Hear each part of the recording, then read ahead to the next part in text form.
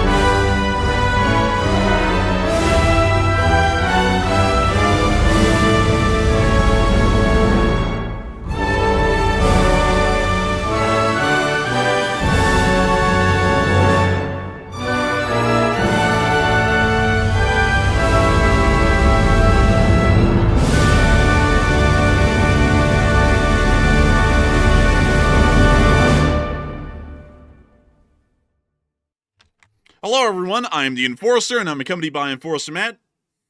And good evening, folks. It's Enforcer Matt, and welcome back to day 1247 of the War News Stream. And today we've gotten more news that China has now intervened in the Thailand-Cambodia war as it escalates. Also, the U.S. Air Force assets are deploying to the Middle East literally today. And the Houthis have attacked yet another vessel in the Red Sea. And we have a lot of news from every region tonight, and it's good to see you all once again. And of course, we're going to be covering the past 24 hours of news from around the world, as we have been able to hear of a new significant conflict breaking out within the Asian continent, specifically within Southeast Asia, as the small border skirmish between Thailand and Cambodia last night has now turned into a full-scale border war, with MLRS fire being directed by the Cambodians against Thai ground forces and civilians within the northeastern region of the nation of Thailand, while at the same time, Thai Air Force aircraft, including F-16s, have been conducting precision airstrikes against Cambodian military headquarters throughout the area of the front line. We are generally understanding that at this moment, there has been reports of a Thai offensive across the border near to the area of the Sisak region and the town of An Krong on the southern side of the border inside of Cambodia by Thai forces at this moment, while we've also been getting additional updates and reports that the Chinese government wishes to intervene directly inside the conflict and mediate some sort of a ceasefire or cessation of hostilities between the two warring nations at this moment. We have also been able to hear in additional news that the Yemeni Houthis have once again hit and targeted another merchant vessel passing through the southern Red Sea, as there have been reports that a merchant vessel within the area has been fired upon and taken direct damage, while some sort of an unknown speedboat, of course a Houthi speedboat, has ordered for the vessel to turn into Yemeni Houthi waters, most likely to be seized and impounded by Houthi authorities, while the U.S. is also at the same time moving in a significant amount of in-air fueling tankers to be able to prepare for future actions inside the Middle East, although at this moment it's unclear as to whether these future actions are going to be targeting the Yemeni Houthis or the Islamic Republic of Iran. Nevertheless, the United States Embassy Houthi inside of Israel has stated that they will not be recognizing a French statement today recognizing Palestine as an independent and separate state from that of the state of Israel. While at the same time, we've also been able to hear of a massive ammunition explosion occurring in Idlib, Syria, within the Syrian interim government's zone of control. Actually, the very birthplace of the Syrian interim government through its creation from the HTS and al-Jalani. We have also been able to hear of other significant news around the world as the United States of America has approved another arms shipment today to the state of Ukraine to the tune of around $700 million US, while at the exact same time inside of the state of Ukraine, the Ukrainian armed forces have conducted another significant attack against the Russian Federation's critical supply infrastructure inside the Rostov Oblast, while also causing significant damage to Russian armed forces on the front line today and stopping generally every major offensive and Russian advance that has been attempted or conducted within the past 24 hours. Today's news is incredibly significant, not only for the fact that there is a large amount of developing news coming out of every single corner of the globe. Also, by the way, I forgot to mention that the Russians did commission a brand new Borai-class nuclear submarine today as well. That's kind of a little bit of an important thing we'll be getting into later tonight. But outside of that little snippet of news that I just forgot to tell all of y'all here at the beginning, today is a pretty significant day, not only for the fact that we have a lot of major events happening inside of Ukraine and the Middle East, but due to the very creation of a brand new war inside of Southeast Asia, which is the Thai-Cambodian War, which is generally what we're going to be calling it, or we're actually going to be calling it more so the 7-11 War, as that generally appears to be where the first casualties were seen in this conflict, outside of the soldier that stepped on a landmine that precipitated this entire conflict. It does appear that this may generally be described as the 7-11 War, as the Thai government did declare that they will be defending the sovereignty and protection of their citizenry in response to the attack on the 7-11 that occurred yesterday. But nevertheless, we have a significant amount of news to be covering over this past 24 hours, and getting us on into it immediately tonight, we are actually going to be moving into something that generally for everyone who was not here at the end of the stream last night is something brand new, which is the 7-11 War between Thailand and Cambodia. From what we are generally understanding at the moment, this conflict has generally popped up out of nowhere. Tensions between Thailand and Cambodia, however, have been somewhat tense since the end of the Khmer Rouge in the late 80s, but at the same time, it appears that the actual escalation to the full-on border war, which we are hearing of at the moment, came within a period of less than 72 hours. From what we generally understand, between Thailand and Cambodia sits a small demilitarized zone, which you can see a decent amount of it, especially along its northern border, is demarked by national parks and forests that skirts along the border on both sides. From what we generally understand, 3 days ago, a Thai army patrol was moving down a cleared and cordoned off path that allowed for them to move through areas that were believed to be mined, and during their patrol, one Thai army soldier stepped onto a landmine that was apparently placed by Burmese forces which crossed the border recently, leading to an explosion that seriously wounded several Thai Army service members, and we also were able to hear that possibly one of those soldiers ended up succumbing to their injuries later on. As a result of this, the Thai Army declared that a violation of their sovereignty had been conducted, as it did appear that this mine had been placed by the Cambodians across the border inside of Thai-controlled territory. The Thai government then responded by stating that they will be defending the sovereignty of their country, and since then, we were able to see that as of yesterday, the actual shooting war started to begin, with small arms fire being directed by the Thai against Burmese positions, or more so, Cambodian positions, that appear to have been preparing for some sort of action against the Thai. We then were able to hear, not long after that, that Cambodian armed forces began to launch MLRS fire, or rocket fire, into the area of Thailand, with one of the first victims of such an attack being south of a city inside of the northeastern region of Thailand at a 7-Eleven. It appears that an MLRS rocket landed directly inside of the 7-Eleven, blasting one civilian directly outside who was killed instantly in the blast, also suffering significant injury to himself in the process before he would succumb to his injuries. And we do understand that that appears to be the first direct fatalities that we were able to confirm in the entire war, meaning that the first fatalities in the entirety of the conflict did occur at a 7-Eleven inside of northeastern Thailand. As a result of this, we were able to see that further MLRS fire was conducted within a short period after this, including a bombardment of the Phantom Dong Rock Hospital inside of the area of the Surin region of the nation of Thailand. We were able to confirm that MLRS fire did hit the surrounding area, and since then, we have been able to see that the conflict has started to rapidly escalate between both sides, which brings us up to the very few hours of today, where this conflict has ramped up to what we can describe as a full-on border war. As a matter of fact, this may actually be even more intense than the Pakistan-India border war, which was seen a couple of months ago recently, where we saw that both sides were conducting a large air campaign and missile attack and drone attack campaign against each other. It appears that in Thailand and Cambodia, MLRS and airstrikes are being conducted heavily, airstrikes by the Thai forces and MLRS strikes by the Cambodians, but we are also seeing that this is being joined by a heavy amount of ground fighting around the area of the demilitarized zone. And we have an insanely large amount of footage to cover, all the way from the Surin region over to Sisaket region, which appears to be where most of the fighting is happening at this moment. Earlier in the day, we were able to confirm that anti-aircraft systems of the Thai Army's forces were on the move out of the city. We are going to be viewing the trap remix that's playing inside of the car, but we can see as this video starts to play, and it was just, there we go. And we can see here that they're driving on along, and we can actually see that the Thai Army is moving M42 Dusters out of Bangkok and towards the area, most likely, of the fighting.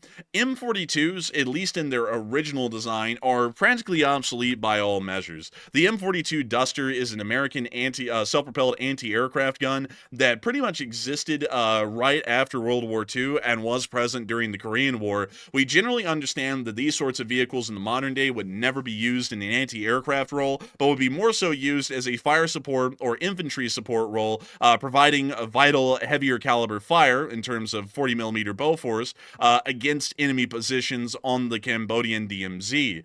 We are seeing that those are currently on the move at this moment towards the border, but it appears that any other video or picture evidence showing troop movements inside of Cambodia is being kept on the considerable down low, or generally hush-hush at the moment. Nevertheless, a great deal of video and picture evidence has been coming out of Cambodian armed forces actions on the southern side of the DMZ, where we were able to see that a significant amount of rocket barrages were being launched by Royal Cambodian Army forces against the Thai over the course of the night, which we can see one of the examples of this in this clip right here.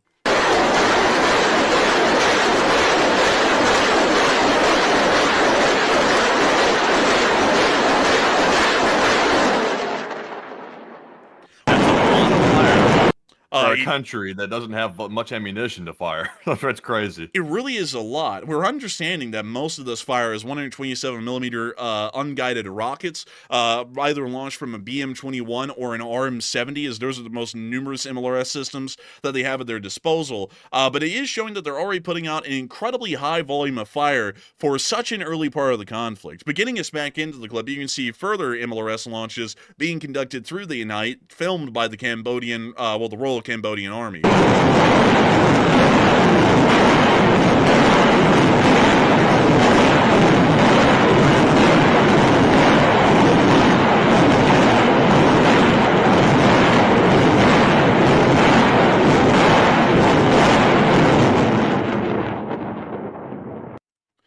This MLRS fire appears to be largely indiscriminate with its targets. We have been able to hear that around 12 Thai civilians have died since the opening of hostilities approximately 21 hours ago from the attacks being conducted by the MLRS fire in particular. It appears that this MLRS fire is generally targeting civilian areas, as we were able to see that some Thai civilians were filming the damage caused by these MLRS fires inside of the residential areas of small towns and villages that dot the northeastern region of Thailand, where these MLRSs are firing into, which we can see in this clip right here. นี่คือบ้านนะครับผมบ้านโพนทองครับผมนี่ครับบ้านโพนทองครับผมลูกปืนจากกัมพูชาตกลงจุดตกคืออยู่นี่ครับผมตกลงตกหลุมถือบ้านเลื่อนพี่น้องครับเสียหายครับผมบ้านทางเสียงครับผมนี่ครับพิธีลูกปืนลงไป It is quite serious damage. ลงไปลึกนะครับผมครับหลุมครับหลุมที่ลงนะครับผมนี่บ้านเลื่อนพี่น้องเสียหายเป็นหลังนะครับแต่ว่าบ่มีผู้ใดได้รับบาดเจ็บครับผม The building also sounds to be unstable, เพิ่นหนี possibly. ออกไปกันหมดแหละครับผมยังแต่ท่านเป็น เจ้าของบ้านเจ้าของบ้านพูดเห็นแล้วครับ It's really quite disturbing to see that Cambodia is launching so much indiscriminate fire like this, because between the two sides so far, it looks like Cambodia is by far the mass perpetrator of possible war crimes right now by striking civilians. I've seen Thailand hit a couple of places that might have been questionable, but Cambodia is just launching rockets everywhere, and they're hitting all near civilian sites, like that one right there that you just saw. So I don't know what Cambodia is thinking, but they're apparently just operating with no rules whatsoever. It appears that they are operating largely without any respect for the rules of war or international law in terms of conflict, as we have been able to see that quite a decent amount of civilians have been hit and killed directly by Cambodian MLRS fire that's been directed across the border overnight. Of course, we cannot show you a lot of the picture and video proof of those fatalities, but I can tell you all that we have personally seen, I have personally seen over the course of the day, at least 6 Thai civilians that I could confirm had been killed, and it is incredibly important to note that all of these civilians were killed within urban or populated areas of Thailand, near to small cities and villages in the area, showing that the Cambodians are apparently just dialing in the general coordinates of a small village or town and firing these MLRSs directly at those towns. We also were able to see that the Thai forces were starting to use drone forces today to actually target and destroy Cambodian bunkers housing mortars and artillery, which we could actually see in this clip right here, as a Thai drone actually hovered directly over a mortar pit, dropping a bomb into it, and also destroying a small ammunition cache, then flying away right after he conducted the action. We can then also see it targeting and destroying more mortar forces. It appears that Thai drone doctrine and tactics is not as refined or evolved as Ukrainian drone tactics, but it is incredibly clear that the Thai army is not only going to be using its air force to its advantage, but is also going to be using its larger military budget and these drones as a result of that to be able to try and inflict as much damage to the Thai ground forces as they possibly can. Well, the Cambodian ground forces as much as they can. I'd also like to note that they did just lose the drone at the end of this clip. It actually ended up catching on fire and apparently spiraling to the ground. Unfortunately, we're not sure if that's due to ground fire or some sort of damage caused to the drone. Nevertheless, we also were able to hear that the Thai Air Force responded in turn to the Cambodian MLRS strikes by conducting airstrikes over a Cambodian military base. Believe it or not, this is apparently a Cambodian military base, which may be showing us that the Cambodian army is cooked before it even started fighting, but we were able to see the F-16s conducting their airstrikes on this airbase in this clip right here. You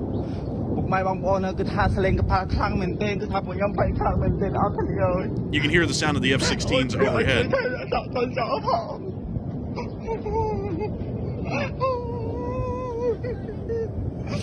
This guy is really worried. Yeah, he's very worried, actually.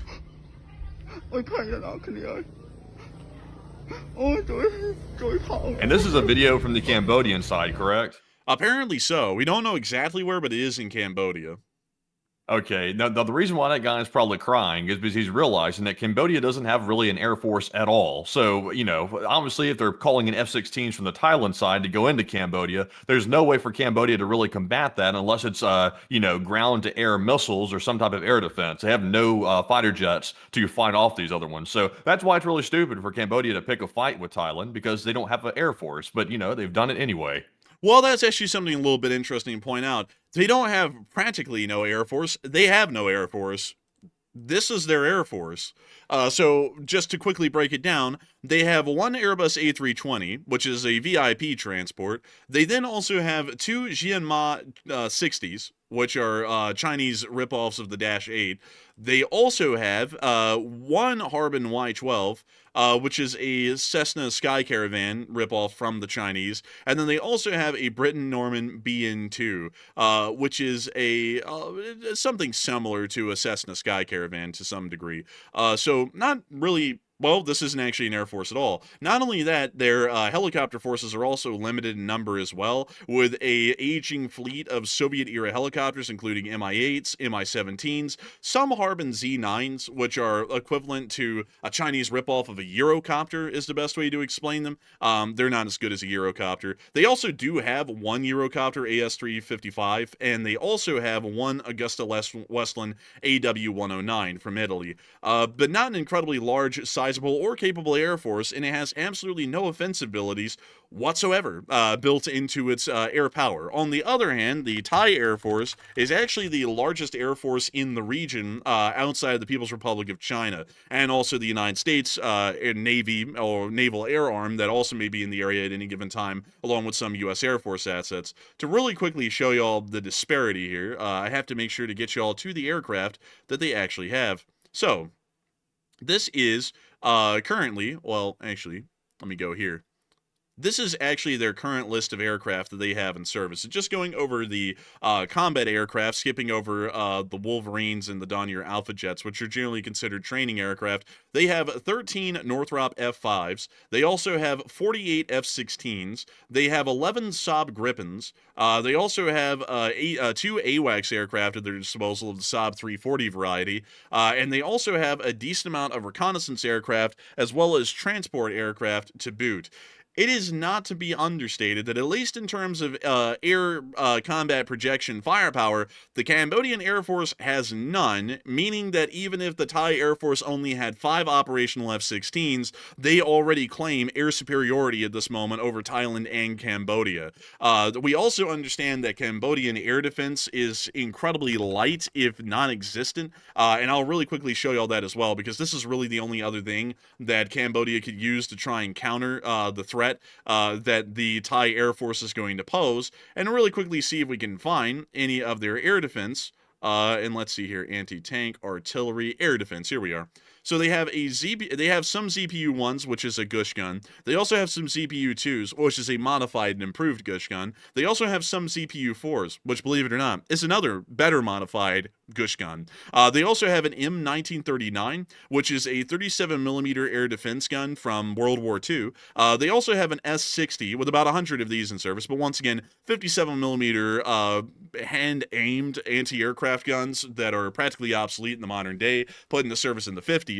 And then they have some limited larger air defense. They do have some KS-1Cs, which are not that great. These are actually provided to them from the People's Republic of China, and these are a medium-range air defense system, and we believe that it has an incredibly limited range. And not only that, considering that each one of the launchers only has 2 missiles available, and we understand that the batteries and available missiles would be small, about 6 per battery at any given moment, it actually would be easy for the Thai Air Force to be able to target and destroy these with seed operations if necessary. The range of these, once again, is incredibly small. It's anywhere in between 3 to 31 miles, meaning that your average AGM-88 HARM, which the Thai Air Force does have access to, can actually outrange the largest and most capable air defense batteries of the Royal Cambodian Army. And considering that they're going up against... Those things are hideous, by the way. I don't mean to interrupt there, but go back to that picture for a second. I just want to show that picture real quick of that thing. That is ugly as hell right there. Like, obviously, if it works, it works, but I mean, no design points whatsoever. But when you're going through this entire list of stuff that the Cambodians have, it makes you wonder, like many people in the chat are asking, what the hell was Cambodia thinking going into this fight? And also really not going for diplomacy. They went straight into a fight head first, knowing that they weren't properly armed for it. They don't have an air force, and they really don't have very much air defense. They have these rinky-dink pieces of equipment from China that are very old. So I don't understand it either. Like, it's really eluding me why they went head first into this fight instead of trying to lean back on diplomacy a lot more than they currently are. It's either a complete lack of strategy, or maybe they're such geniuses that maybe they're about to pull a rabbit out of the hat. I'm not really sure, but it's a bit baffling. I would have to honestly say they're not pulling nothing out of anything except for the Thai boot out of their ass in a minute, because I just looked at this, and this is classified as point defense, and I just realized that all of these are man pads. So, you know, like the conventional sort of a sense or sort of a thing. Let me show you all this really quickly. Y'all know the FEM-92 Stingers, right? The man-portable air defense systems of the U.S. Army that are considered to be incredibly short range. These things can only have a range of a few miles at best, maybe 3 miles on a great day at a near stationary target like a helicopter.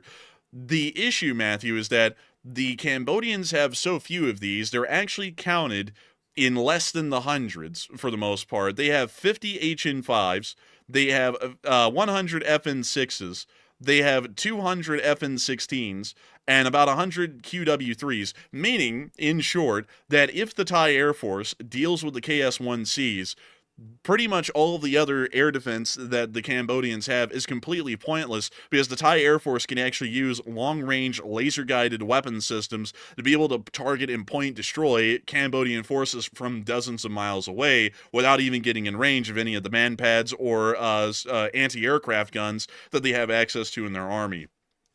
Meaning the Cambodians are pretty much screwed in a long-term combat sense because they do not have an air force, they do not have any ground air defense forces. So at this moment, we pretty much can consider that the Thai Air Force, even at the very beginning of this war, has already been able to achieve complete air supremacy over Cambodia. Even if Thai Air Force aircraft have never even flown into their airspace, just given the situation of their air defense forces, it is a uncontested battle that they'll actually win once they cross the border. But nevertheless, a lot of people have been talking about the escalations in the Thai-Cambodia war and what a lot of people are thinking about these escalations and what the outcome of this sort of a conflict will be, considering the desperate situation on equipment that the Cambodian army currently finds itself in. And so, Matthew, what are people thinking about this, and what are you thinking about it as well? Okay, so the big question is, now that we're seeing how ill-equipped Cambodia is to fight against Thailand, and Thailand is pretty much armed to the teeth, and they're heavily supported by the United States. We've learned that through research today and a lot of other supporting evidence, and we're seeing right now that Cambodia is requesting support from allies, and what are your thoughts on that move? So it's a pretty split poll here. About 31% said Cambodia will be left solo to defend their own country, while 30% said Cambodia will get support from some of their allies, while 22% said it seems like a 50-50 chance it could go either way. Now, the only thing I can imagine the Cambodians might be thinking, if they're using any type of common sense here, is maybe the Cambodians are expecting support from one of their allies, maybe from possibly China, maybe from a different ally, maybe like Pakistan. I'm not really sure though, but that's pretty much the only saving grace that Cambodia has right now, because they don't have much ammunition, they don't have really good equipment, and they don't have very well trained soldiers. So Cambodia, if Thailand decides to really go hard on Cambodia, they're going to really not stand a chance. They're going to get pretty bad smacked by the Thai military. So not really sure what they're thinking here. It could be that they're just panicking and they're attacking just for the hell of it. I would actually tend to lean toward that option, because they're putting a lot of eggs in one basket trying to expect support from their allies in such a large way to literally uphold their entire war effort. And I'm not sure if anyone's going to come to the rescue. But Enforcer, what say you? I would have to say I believe that the Cambodians may actually be left solo in this conflict, because it appears that the best thing that we could at least find in the situation is that the Cambodians have largely brought this upon themselves. And not only that, instead of understanding their strategic position militarily and backing off, they actually instigated a greater conflict with the Thai. This is a bad idea by any metric, and I don't really know why in the world they would even think that they'd have a fighting chance, because unlike other countries like Ukraine, where they have a limited air force, significant air defense abilities, and also a decent ground force, or at least significant military reforms, we have seen none of that in Cambodia. I've tried to do as much research as possible today on the Cambodian armed forces, and it appears to be a militia at best in terms of training and abilities. And not only that, considering the absolute lack of any modern or contemporary equipment, either in the ground forces, the complete lack of an air force, and also the complete lack of any modernized or heavy caliber air defense batteries, and also given the geographic position of Cambodia as well, which could leave them to be subject to a naval blockade by the Thai Navy, this does not appear to be a winning battle by the Cambodians. This appears to be a losing battle from the outset, even if they have an MLRS advantage at the start. The People's Republic of China will most likely not find it advantageous to support the Cambodians, because Cambodia is a fairly insignificant economic force within the area. They have a GDP of $42 billion, which is literally smaller than Macau. And if y'all don't know what Macau is, let me go show y'all. It's this tiny little island right here. It's kind of like a little nub off the mainland, a peninsula of a sort. But this little place right here has a GDP of $45.8 billion. Cambodia has a GDP of $42 billion. So y'all can kind of get the idea. Economically, the Cambodians don't really exist. On the other hand, the Thai have a GDP of about $515 billion, meaning that Thailand is about over 10 times, at least 12 or even 13 times more economically prosperous than that of the Cambodians. that generally means that you're going to lose, because on just the spending side of things, Thailand can outspend in terms of military equipment and abilities the Cambodians and run circles around them. It shows in the amount of equipment they have just going into the war in its own right. And also on top of that, from what we know based off of the statements, the Cambodians crossed the border in the DMZ and planted mines in the path of a Thai patrol with the intent of wounding or killing Thai service members. They violated the sovereignty of the nation of Thailand, and for that reason, they quite literally brought the war upon themselves, and now they're reaping the harvest that they sowed earlier this month. And that is going to be something that appears to be boding quite poorly for the Cambodians. I also have to say really quickly, because generally a lot of y'all know that this channel does support American and Western interest, that as far as American and Western interests are concerned, our dog in this fight is the Thai. Thailand is an American-aligned country. We do have a defensive pact that we have with them, and also the Thai are a large purchaser and also a large customer of the U.S. weapons industry within the region. And they are also strategically significant due to the sort of location that they exist in inside of Southeast Asia. For this reason, the United States of America is going to align with the Thai every single day of the week. There's not even really a contest here in between the United States supporting Cambodia or Thailand, because Cambodia is not only backwater in terms of its economy, but it is also backwater in terms of its military abilities and its government. It also appears that they are largely supported by the People's Republic of China, at least quietly at the moment, but we do not believe that the Chinese are going to be coming to any significant support or aid of the Cambodians, considering that this looks like it might end up being a losing fight for them, at least at the very offset. So we're not expecting a lot out of Cambodian resistance once the Thai go all in, because the Thai may actually be structuring or building up significant offensives at this very moment to pretty much launch directly inwards into Cambodia and break any lines of resistance currently seen along the DMZ at this moment. So we'll be waiting to see what comes of the greater conflict as a whole, but I have a feeling that the Cambodians are going to be fighting this on their own and largely losing this entirely on their own, without anyone really having to get involved from the outside whatsoever, except for a diplomatic level. Nevertheless, we will be moving on into the rest of the footage that we've been able to get, as we were able to see even more footage confirming MLRS fire from the Cambodians, which actually appears to be a duplicate. Moving on from that, we also got to see later in the day that it appears that the Thai were actually able to counter battery a Cambodian BM-21 Grad and destroy it outright.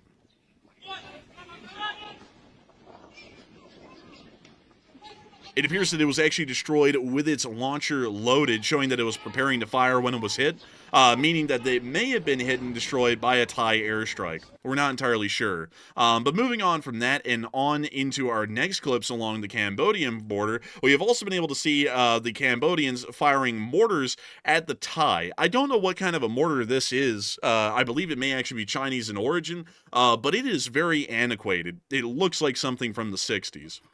Rồi, triệp thay. Chanh muối tiết rồi. Ôi, chừng anh nha. It must be their first time firing, and they're acting shocked, like they weren't sure what was going to happen after they pulled the string. Dude, they're actually acting like it might have had a possibility of blowing up on them. Like, they're like, ah, it didn't blow up. It's like, bro, it's like, I don't think y'all are in a good spot anymore. But moving on over into the Thai side, especially in the Sisaket region, where we've been hearing of an incredible amount of action by the Thai, we were able to see a Thai sniper engaging Cambodian forces near to the DMZ. It appears that they're using a Galil sniper called the Galats, which we can actually see in this clip right here.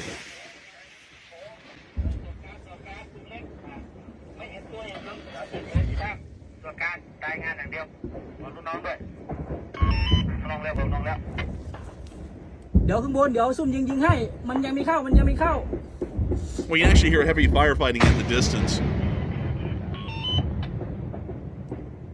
บาสหมุนอัดไปบ้านหลังขาวหินขาวนัดหนึ่งบาสอัดเข้าไปบาสยัดเข้าไป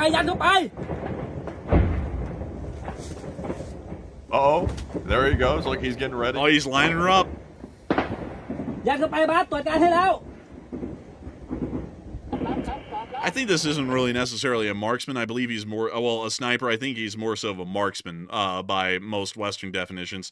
But we also are able to see Thai artillery also opening fire in return on Cambodian army forces across the DMZ. Also, by the way, in case you all do not know what artillery system this does not appear to be an M777. It actually is an M198. These are actually what were in service in the U.S. Army before the M777, which you can actually see right here. This one is actually being used during Operation Desert Storm, and while it's largely been phased out here in the United States of America in favor of the M777, the M198 is still in service in a lot of American-supplied armed forces around the world, considering that it uses the ubiquitous NATO standardized 155mm howitzer shell. So for that reason, that's what kind of artillery piece that you're seeing inside the Thai armed forces, which is an American designed and made artillery system. And is that one of those like dynamo phones or something right there, or what is that? Is that just the reel for like the telecom line or something? I can't tell. That's a reel for the phone line, so that way they can connect it to an actual landline. This is a fairly antiquated sort of a system here. Like, you won't see this in service anymore, but in Thailand you will. But this is, but what it is, it's a big spool of telephone cable, pretty much right below the phone. They roll it out to a telephone line and they connect it directly to the landline, and then they bring this back to the commander's position, so that way he can actually speak on the phone and receive fire orders and coordinates. So a pretty old system. You will not see this in the U.S. Army anymore, but you will see it over there in Southeast Asia. Yeah, that's crazy, honestly. That's like old school right there, hooking it straight up to the landline, but I guess it works. Dude, he said, "Blood, put me on that landline." we got some Cambodians to shell. Landline.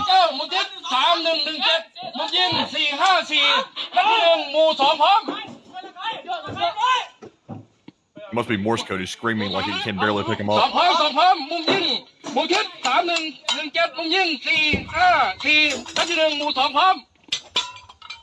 Does he have a loudspeaker or something? Why does it sound so distorted?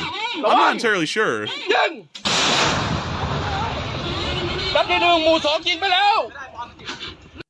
He was pretty happy about the performance. I would have to be honest with y'all, though. I'm not really entirely happy about the performance, however. And I would have to say that as far as the performance of both of the armed forces of the Thai and the Cambodians, I would also have to say that we're not really expecting a great deal. Considering that we are, and I want to say we're not considering a great deal if we were to compare them to the other armed forces of the world. Because with how this artillery position has been prepared, this is not a semi-permanent position for a shoot and scoot sort of a modern artillery doctrine. This is more so a fixed-in-place firing pit that we are seeing at the moment. This artillery piece will most likely not be moving often, if at all, and where it is set up right now, it most likely will be remaining for weeks on end.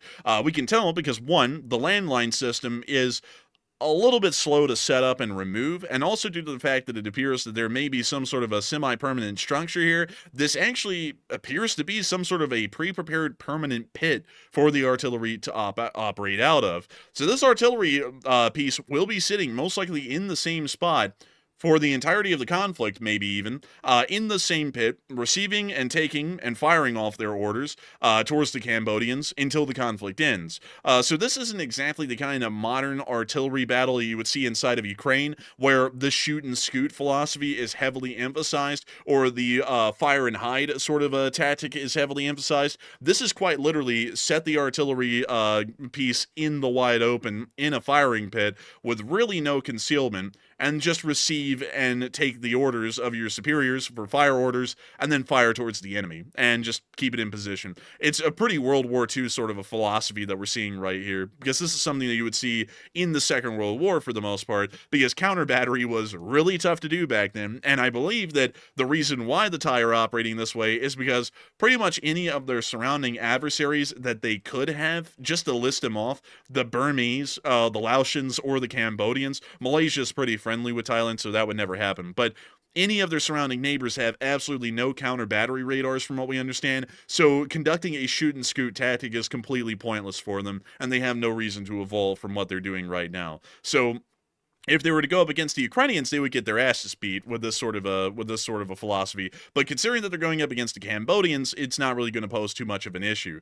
Nevertheless, we were also able to see or hear, at least earlier in the day, that near to the area of An Krong on the Cambodian border, there appears to have been a significant Thai armored offensive within this area, and we were able to hear that at least rumors were breaking out that some sort of a Thai armored push was being conducted within this area, which appears to have been later corroborated by an abandoned M60A3 of the Thai army being seen inside of the jungles around this area, which you can actually see the abandoned M60 right there. We're not exactly sure if it was knocked out or if the crew somehow got the tank stuck and abandoned the vehicle in position, but it does confirm that there was armored action actually occurring in this area earlier. It's just that we don't have a great volume or detail of footage to show what Thai armored activities, tactics, or strategies generally looked like or were employed as in this area of the front line right now.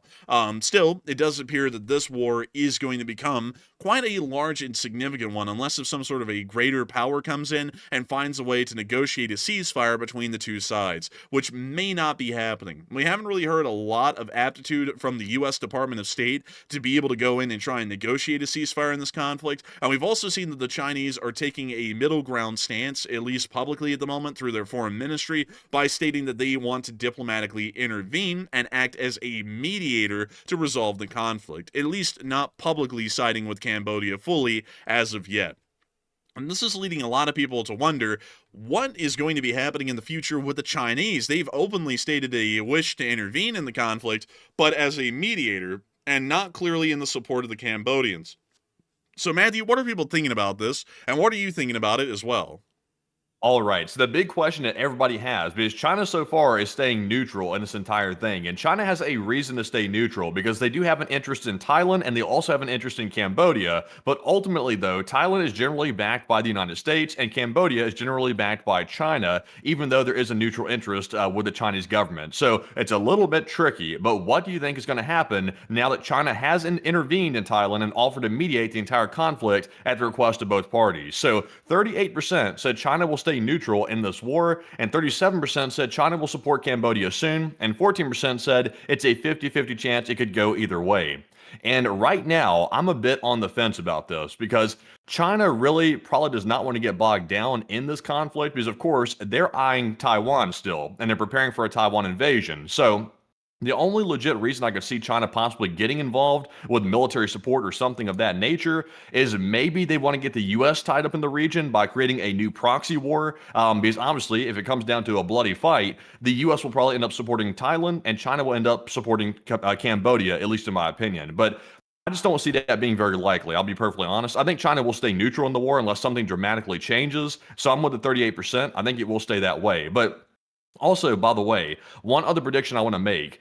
I think the U.S. involvement on this is going to be a little bit stereotypical or usual. Or I guess you could say atypical is the word I'm looking for. What the U.S. is probably going to do here is they're going to let this fly under the radar for probably another couple of days or so. They'll finally come out with a statement, either playing the neutral mediator role or something of that effect. They'll try to negotiate a ceasefire. It'll last for 5 hours, and then the U.S. is going to back off. Let's see if it goes that way. But Enforcer, what say you? I have a feeling that that's probably accurate with what the United States would end up doing. But I also have to say on the flip side that China is most likely going to remain out of this.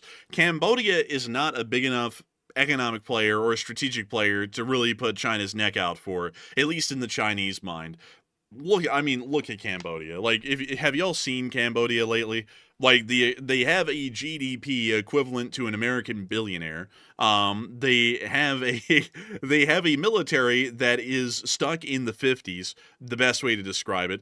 They have almost no air defense. They have almost no defensive abilities or offensive abilities for that matter whatsoever. The only thing they have a numerous advantage in is MLRS fire, and that will be dealt with quickly by the Thai Air Force. So I would have to say that in my opinion, I do not think that the Chinese are going to be coming to support the Cambodians. At the same time, I'd also have to say that while the United States will most likely diplomatically diplomatically support the Thai, we're not going to be getting directly involved in even supplying the Thai with weapons and equipment. I mean, this is such a lopsided affair at the moment that there is no reason for anyone to really get involved on either side. China knows that they've sided with Cambodia. They're siding with a losing battle. If America sides with Thailand, we don't even need to be there because the Thai are going to be able to deal with this on their own. So I generally think that nobody's going to get involved in this. We're all just going to sit back and watch it. And if anything, we'll diplomatically get involved by voicing support for one side or the other, depending on which country you're talking about. But I don't think there's a chance in hell for the Chinese to come in and support the Cambodians. It would be very stupid for them to do such a thing. And also another thing, really quickly, I don't know if y'all have ever seen Phnom Penh, but would y'all like to? Is this the capital of Cambodia? Yeah, this is the capital of Cambodia. So this is the nicest place in the country, and I'm trying to see if I can show y'all some normal. You know what? Do they have a street view? Maybe they have a street view.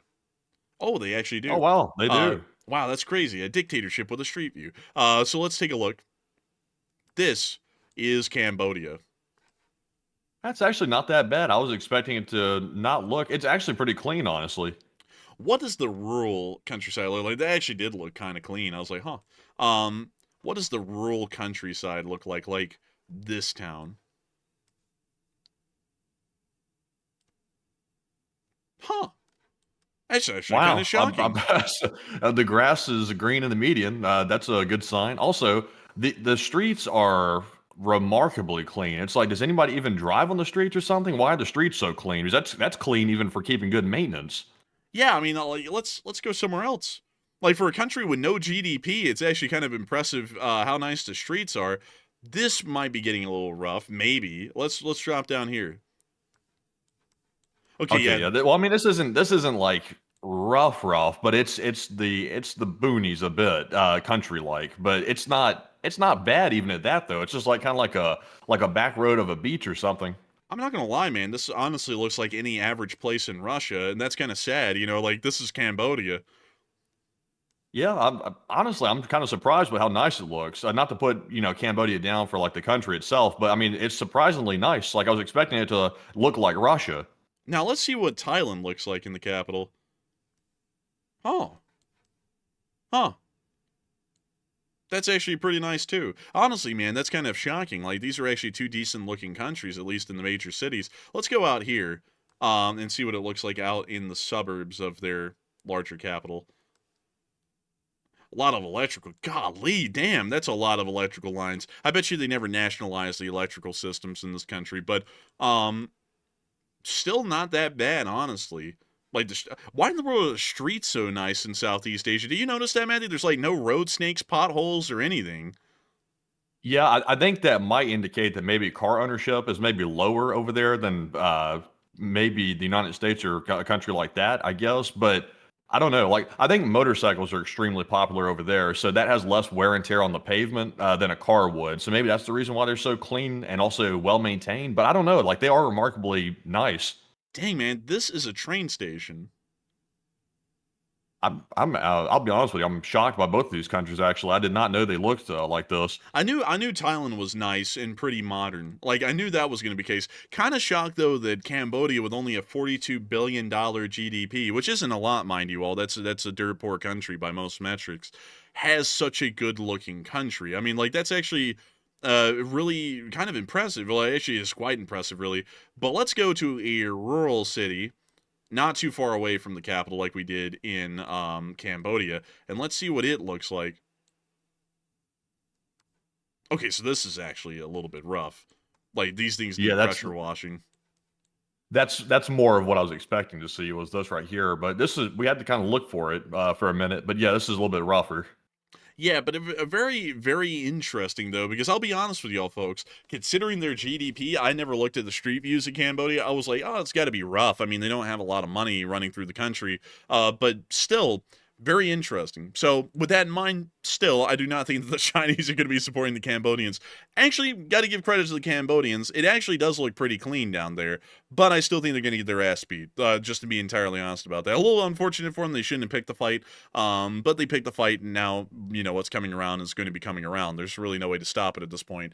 So with that, I hope that does address that the best I can, at least in my opinion currently. But moving us on out of the Southeast Asian news, it is actually time for us to move on into the Middle East, because we've actually been able to hear of some quite significant developments, at least within the area of the Middle East, not Southeast Asia.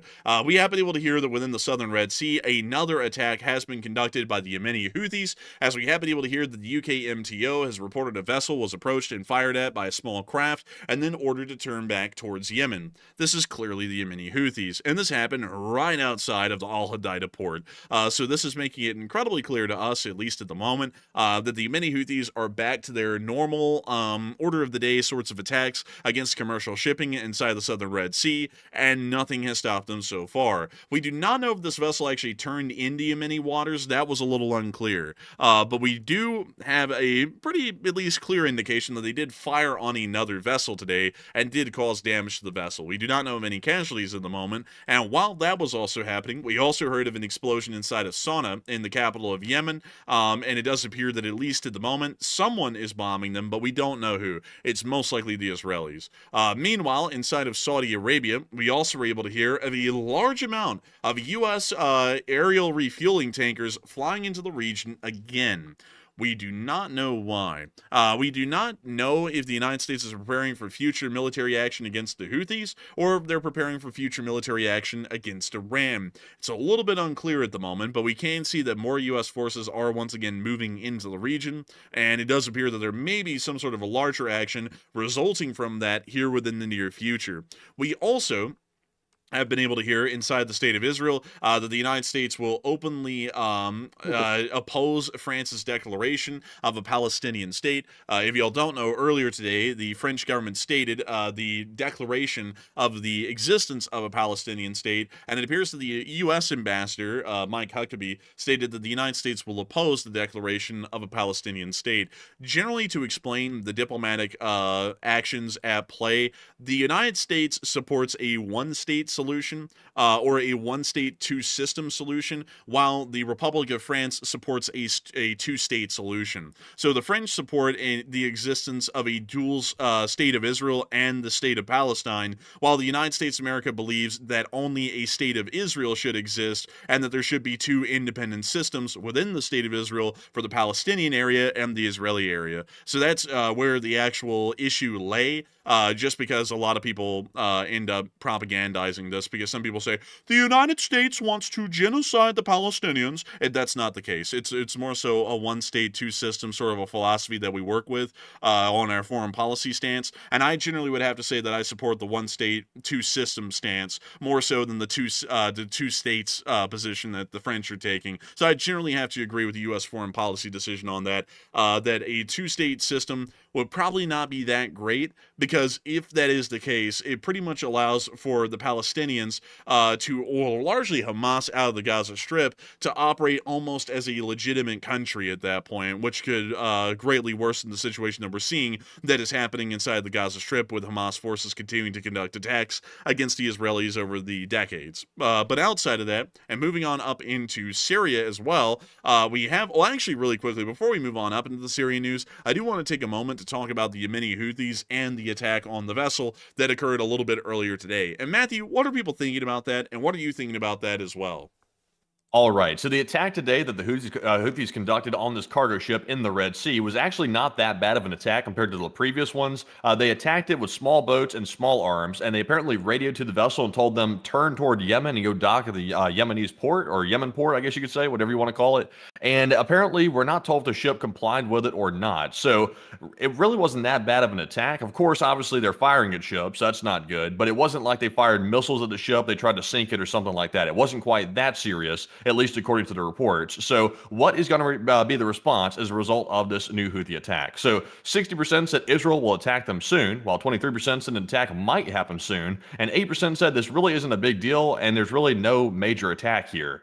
And I believe that the Israelis were queuing up for an attack anyway on the Houthis, but this will probably hasten it a little bit further. And, you know, the problem, though, is with airstrikes alone, even with the Israelis conducting it, it's not going to get rid of the Houthi threat. It's going to maybe put them into hiding for a few weeks, but but rather than that, it's not going to get rid of that threat. So I don't know. Like, I guess it's going to be an ongoing problem for ages because the Houthis are clearly not backing down. They keep on doing this over and over and over, despite promising to stop doing it. So I don't know. I really don't see an end in sight for this, but Israel will probably attack them soon anyway with the new airstrikes, but it probably won't solve the problem for a very long time. But Enforcer, what say you? I had to say that, in my opinion, I believe that the Israelis will mostly be attacking them again soon, but I'll be entirely honest with you all, airstrikes are not going to deal with the Houthis. It's incredibly clear. Anyone with a brain can see it.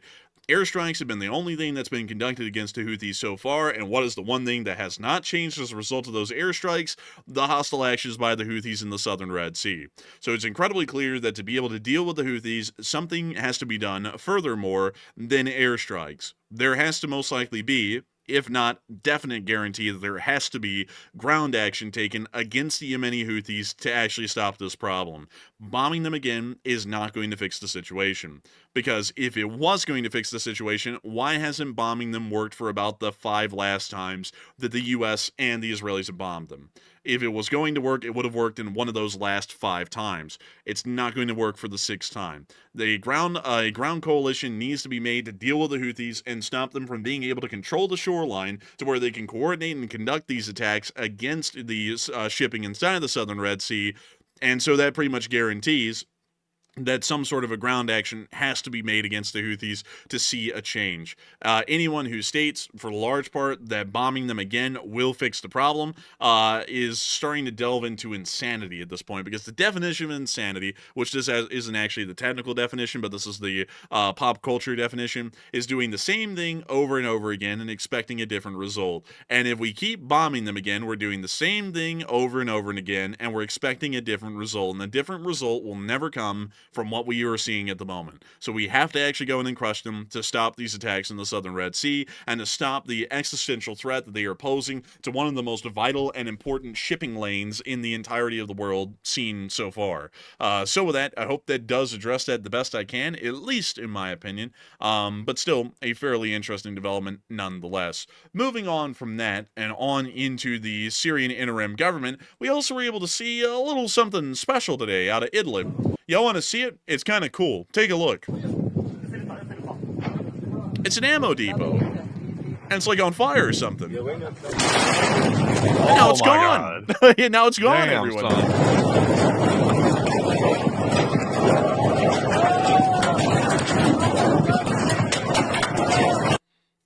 Well, gotta tell y'all, I think that thing's gone. Also, y'all want to see it from a distance? Here's what it looks like from a distance.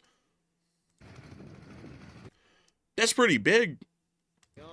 Yeah, you know, the weird thing is I saw this footage earlier. I couldn't figure out how that fire got started. That was the one thing that I did not know of how that got started. So I wonder if it was some sort of sabotage that got started, or maybe it was an accident or what. But obviously you're on the side of an ammo depot, so someone starting a fire, that would obviously be pretty alarming, but I don't know.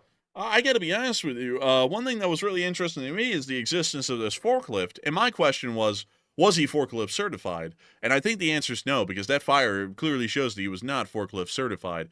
We don't really know a lot about the details surrounding this explosion, but this was the explosion of a significant ammunition depot around the Idlib city area. It did end up killing 4 and injuring about 100 as a result of the explosion. It was absolutely massive, and it does appear to be a significant loss of ammunition and supplies that could have been used by the Syrian interim government and al-Jilani's forces, which are in control of this area.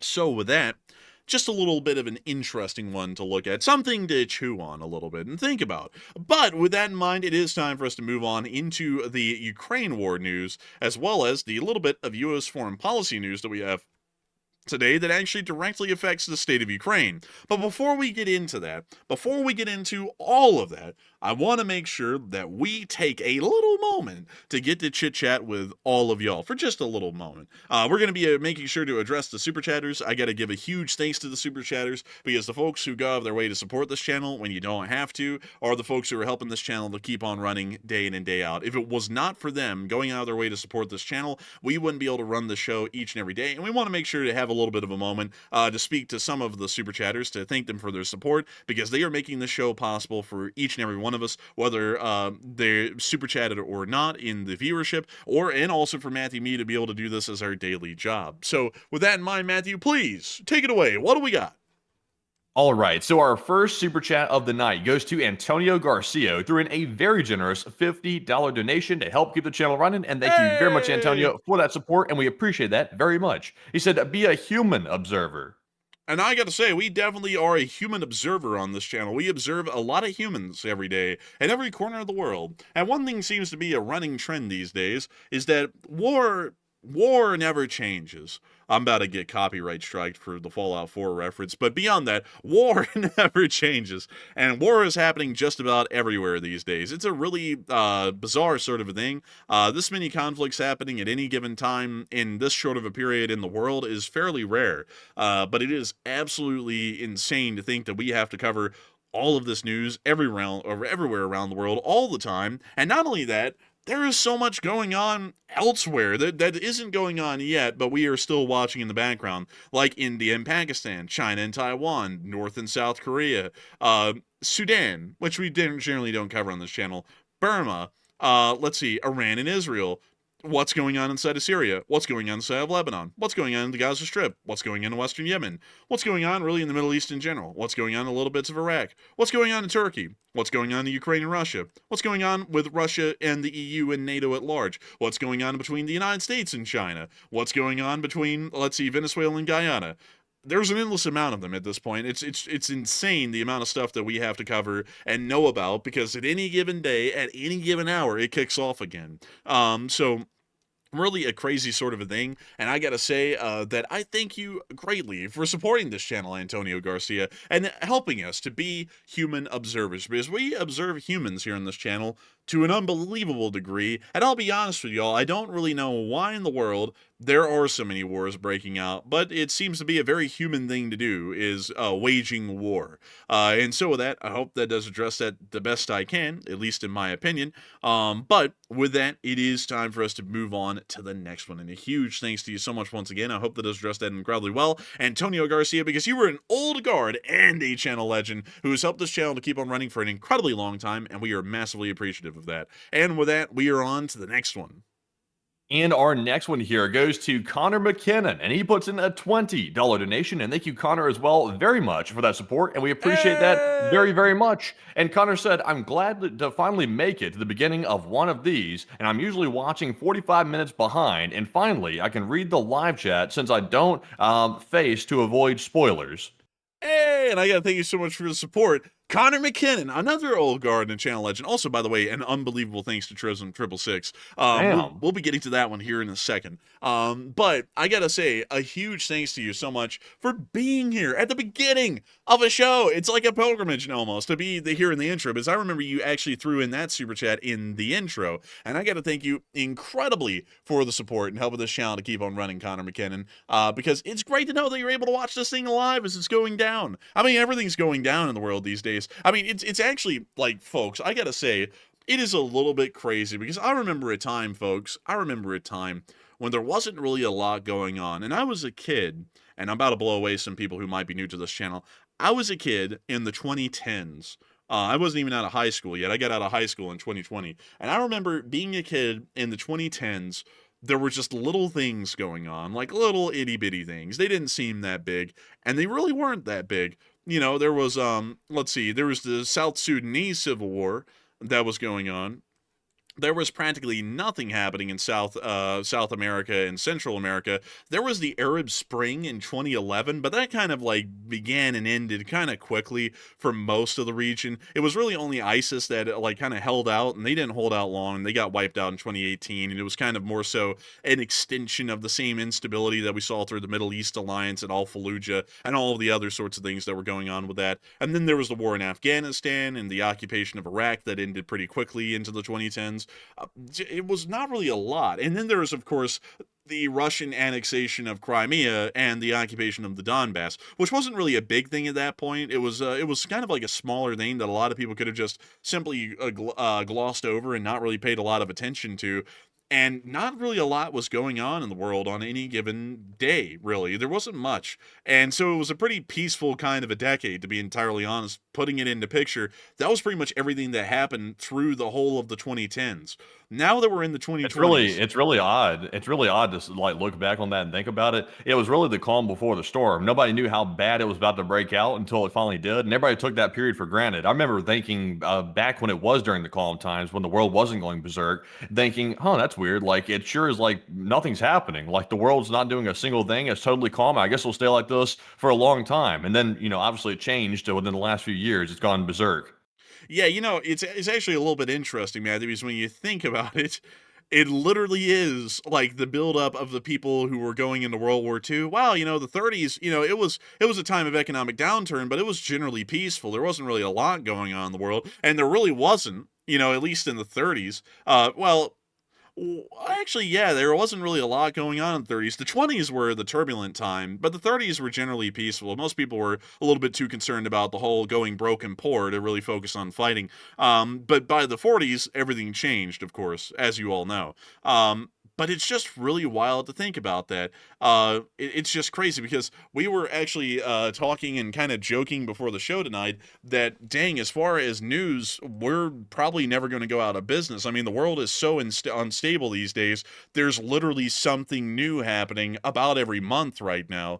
And you don't see this kind of stuff ever in history. Like this is a very turbulent time as far as global affairs goes. To be entirely honest with you all, you're not really going to see a lot of other times like this where it's gotten this turbulent over the past 2 centuries. Really, this is a sort of a rare moment. Maybe you'd seen this. I'd say maybe a handful. You could count them on your hand leading up to this moment over the past 2 centuries. Turbulent years like these. Really sort of an interesting and wild time to be in. But now y'all can say that y'all lived through a historic time, kind of like our forefathers did through the Second World War, the First World War, the Napoleonic Wars, really all of the wars that were happening in the 1860s and 70s. That was a pretty turbulent time.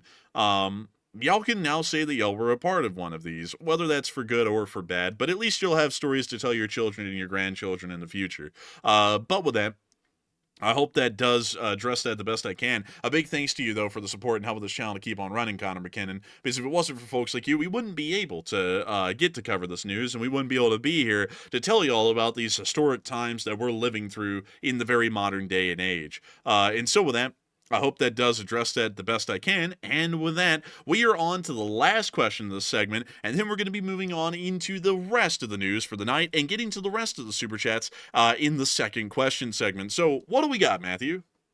All right, so for the final super chat of this segment, and once again, if you've thrown in a super chat and we haven't gotten to it yet, we will address it during our final question segment because we got to jump right back into the news in just a second. But our last one of the segment goes to Trism666, who just threw in a massive $500 donation, literally the maximum donation you can put on a YouTube stream. And a huge shout out to you, Trism, for that massive support right there. That is crazy support, and we appreciate that very, very much. By far, the largest one of the night. And they said, been missing lives, but still watching. And thank you all for everything you do to keep us informed and keep up the good work. And LSA. And LSA, baby! And I gotta thank you for the unbelievably massive support, Trism666, because that is literally, folks, the maximum amount that YouTube allows for someone to throw in the super chat.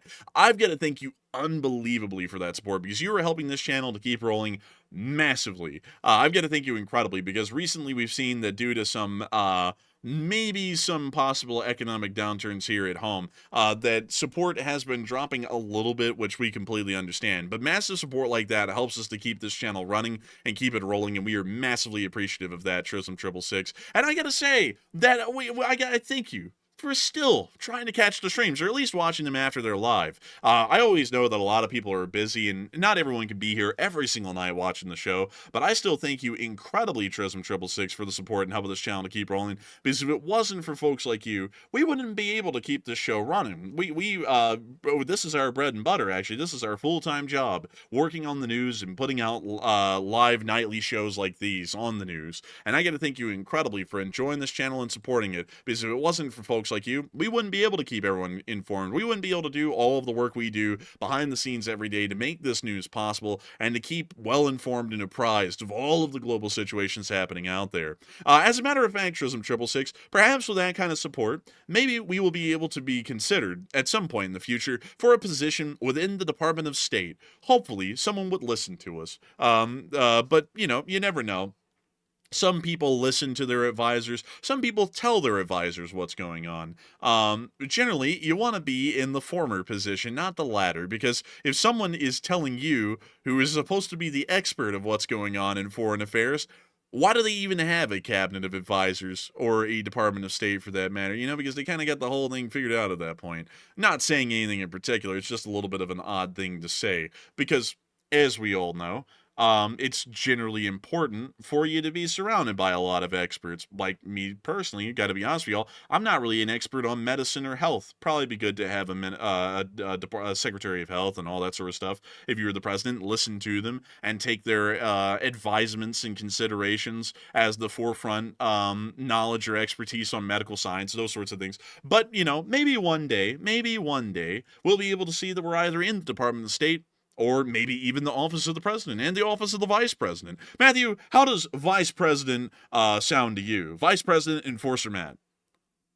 Sounds like it could be pretty solid, honestly. It sounds solid. It sounds solid. You know, Matthew, how does wiretapping Watergate sound? How about doing it a second That time? does not sound solid. Oh, That sounds bad. That sounds shaky. But beyond that, I still got to thank you a massive amount for the huge support, Trism 666, because if it wasn't for folks like you, we would have never been able to make this channel possible. We wouldn't be able to keep it running, and we wouldn't be able to keep up the good work in your own words. And so, of course, with that, long live the Lee Spring Army, and a huge thanks to you so much once again for support and helping this channel to keep on running. So a massive thanks once again. And with that, folks, it is time for us to move on into the second segment of tonight's stream, where we get to talk about the rest of the news that's been coming out around the world. You know what? I better move y'all into the one little side piece of news that we have. And it's not really a little side piece. It's actually somewhat big for the Russians. They actually commissioned a new nuclear submarine today. It's the Knyaz Pozharsky. And you'll be like, oh my God, this is like new. This is like cutting edge. And no, it's not. It's a Burai class submarine. And these are actually a little bit common. The Russians have been building these since 1996, and they are not really that advanced or cutting edge, and there's about 8 of them so far that have been completed. 7 of them are active. The one that was completed today, the Knyaz Pozharsky, is the one that's been completed but is not active. These submarines are a little large, and they are technically an SSBN, which is a ballistic missile submarine. They are able to fire ballistic missiles. Like intercontinental ballistic missiles, for precise terms. Why is there already rust on the waterline on that picture that we just saw a minute ago? Was that the actual picture of the brand new one we just saw on Twitter? I don't know. Let me go pull up another picture of this thing. Knyaz Pozharsky. Let's see here. Let me see if I can get some pictures of these submarine. Hold up. Let me see here. Knyaz Pozharsky.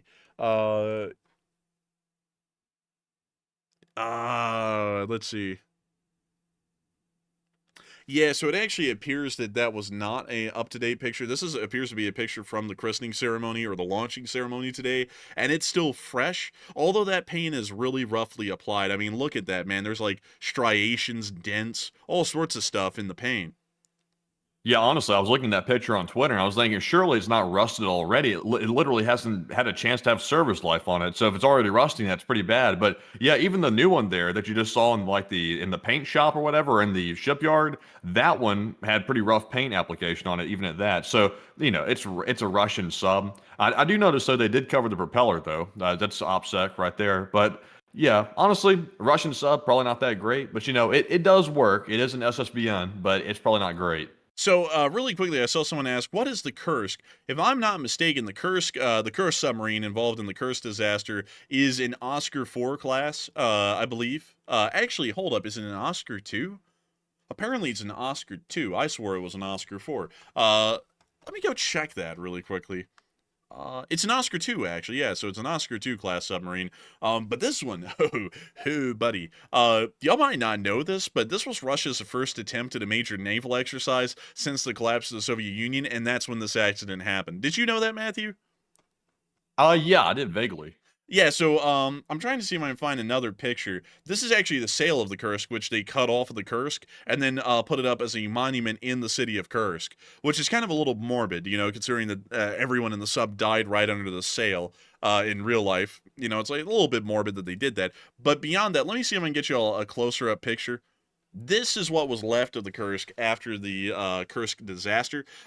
So to kind of describe what happened from what we don't know exactly what happened because no one survived from the sub, and also no buoy was deployed from the submarine to communicate with the surface to explain from the survivors what exactly happened. But what's believed to happen is that the hydrogen peroxide fuel of one of the torpedoes, the training torpedoes, apparently was leaking, and when they tried to load it, it caused some sort of a fire and small explosion in the torpedo room, which killed all of the torpedo operators. And then the fire continued to spread into the other torpedoes, the actual live torpedoes on board, which detonated and pretty much blew off most of the bow. The bow wasn't completely blown off. They actually had to cut off the bow to be able to lift the rest of the sub out of the water later. But because of that significant explosion, it pretty much killed most of the crew outright, including those in the control room of the sub. Watertight doors were not able to really be closed. And so the sub rapidly sank to the bottom, which was about several hundred feet below. It wasn't incredibly deep. It was several hundred feet, I think 300, 400 feet below the water surface or the surface level. And then it sat there for days. And from what we understand, there actually were some survivors that ended up surviving in the very stern of the ship in the machinery spaces. But they later died, from what we know, when they tried to replace a CO2 scrubber, and the CO2 scrubber was dropped, came into contact with the water that was kind of sitting stagnant at the bottom of the capsule, or more so the watertight compartment that they were in, which caught fire, and it burned the remainder of the oxygen out in that area of the compartment, and they all suffocated to death. That's at least what was believed of the final survivors that were able to survive for at least 3 days. But the Russians tried to cover this up as much as they could, and they still try and deny responsibility for the Kursk disaster and claim that it wasn't the fault of the Russian government, incompetence, underfunding, or gross negligence on the part of the Russian Navy that led to this disaster, when all of those things are quite clearly true. They also denied international help during most of the recovery efforts, and because of that, that's also another reason why they also lost everyone in the sub, is because they refused any international help at all through most of the recovery operation until its final hours, because they were a little bit too prideful to say that one of their subs blew up in the only major naval exercise that they had conducted since the collapse of the Soviet Union. So a little bit of a point to bring up about how advanced, or at least how competent, the Russian Navy is. It's not really that competent. But the Borai class is one of their newer and larger submarines that they are currently putting into service, but we're not really expecting much from it. This specific one, and I got to make sure to get its name correct, the Knyaz Pozharsky, was actually laid down in 2016, meaning that the construction took 9 years. That is crazy. Yeah, it's unreal. I mean, like, that is an unreal amount of time to take to build a sub. Let's see. Newest commissioned U.S. submarine. Let me go find that really quickly. Let's see here. It would be the USS Iowa. USS Iowa. Sub. Let me go. There we go.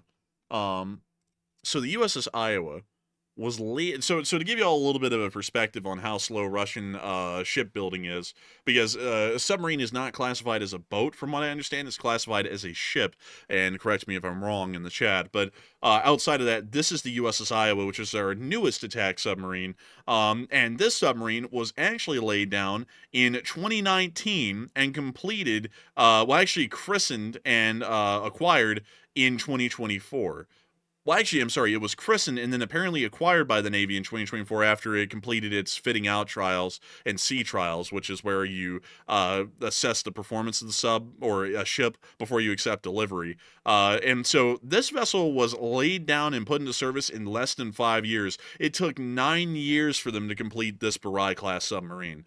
Just to give you an idea of how slow Russian shipbuilding is, or how behind the times it really is. It doesn't even compare to U.S. shipbuilding, which is considered to be okay, but not the fastest shipbuilders in the world. Also, by the way, y'all, I attack submarines, or submarines in general, are incredibly interesting. This is pretty much a underwater ecosystem that has to be self-sufficient for the large part, except for food stores. Very interesting stuff, actually.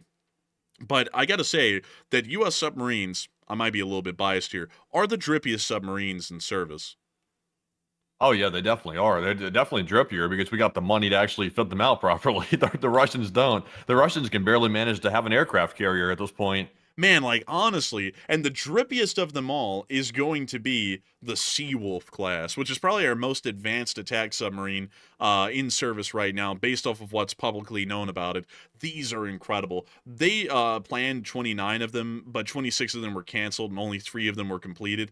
They cost $3 billion per unit, so they're incredibly expensive. They're just shy of being the cost of an aircraft carrier, but look, let me see if I can find y'all some pictures of this one, because this is my favorite attack submarine. Look at the shape. It's sleek. The thing looks menacing. Yeah, it looks good. Yeah, it looks great. But moving on from that, it is time for us to get on into the rest of the news for the night. We were able to hear that the United States of America did approve more weapons to Ukraine today, as it does appear that the U.S. State Department approved the sale of weapons to Ukraine, totaling about $330 million. The amount for air defense equipment is $180 million, and equipment for maintenance and repair of the M109s is $150 million. So a sustainment package was approved today. Outside of that, and moving on into the war in Ukraine, first off, we were able to hear that Zelensky is undoing the prior bill that brought the anti-corruption offices under the order of the prosecutor general. Zelensky has now submitted a draft law to the Rada that prohibits the prosecutor general from issuing directives to anti-corruption agencies. The agencies have confirmed that the bill restores full procedural powers and guarantees their institutional independence. So it does appear that Zelensky is immediately reversing the action that was taken by himself and the Rada prior to bring those anti-corruption offices under the control of the prosecutor general's office, which is generally the president of Ukraine. We also were able to hear today that the first full-made Chinese drone ever was shot down, and it appears that Russia used a decoy drone with Chinese parts called the UAV CBS-TBS 611 000 in use today. It was shot down by Ukrainian armed forces, and this is the first fully made Chinese drone that we've seen that has been used in the war in Ukraine by the Russian Federation, showing a heavier amount of Chinese support at the moment. Meanwhile, across the border in the Bryansk Oblast, we were able to see a Russian FSB base being hit by AASM hammers. It appears that the base had already been hit before, but it didn't stop the Ukrainians from hitting it again. I guess this time they decided to just level the entire FSB headquarters because they took the whole building down straight to the floor. It appears that they did. Like, they weren't taking any chances this time. They said, FSB, go away. And the FSB did go away, at least in that explosion. Moving on from that and down into the Sumy area, we also were able to see that another Russian has surrendered today to the 225th Assault Regiment. Фамилия, имя, отчество. Остров Митин Василий Викторович. Позывной. Теркин. Ёбаный в рот. Где служил до плена? 30-ка. Что это за хуйня? 72-я дивизия, 30-й БАТ. Чем вы занимались? Отряд штурма. В штурмах половина вэшников. Кто это такие? Это которые из тюрьмы подписывают. Вот. Выходят. Ага. И половина, там, нас много контрактников было. За полгода больше половины всех разъебало. Угу. Убили, да? Да. Ну, правильно. Вот. Что еще расскажешь интересного? Участвовал в операции «Курская труба». Труба, да, там вам была труба поначалу, согласен. Что за труба? Ну, нас завезли тоже, закинули Man, в hawking какую-то a loogie. трубу, в которой мы Yeah, you находились really- там 5-6 дней без еды, без воды. Вам Очень. понравилось? Очень. Заебись. Потом мы эту трубу прошли, вылезли через какую-то эту и оказались недалеко там от деревни, где уже другие баты там заштурмили деревню. Ага. Вот. Ну а тут что вы делали? Об операциях нам никогда заранее не было известно, куда, что и чего. Подъем 5 утра, 4 утра. Ага. Вот. И на Well, we're машине... generally going to be ending the clip there because unfortunately there's no subtitles, but it does confirm that another prisoner was taken. You can tell that guy. You can tell that guy was demoralized like well before he got captured. Like he was already defeated. Like that guy was probably relieved he got captured at some point. Bro, that guy is sitting there, man. And they said, why did you surrender?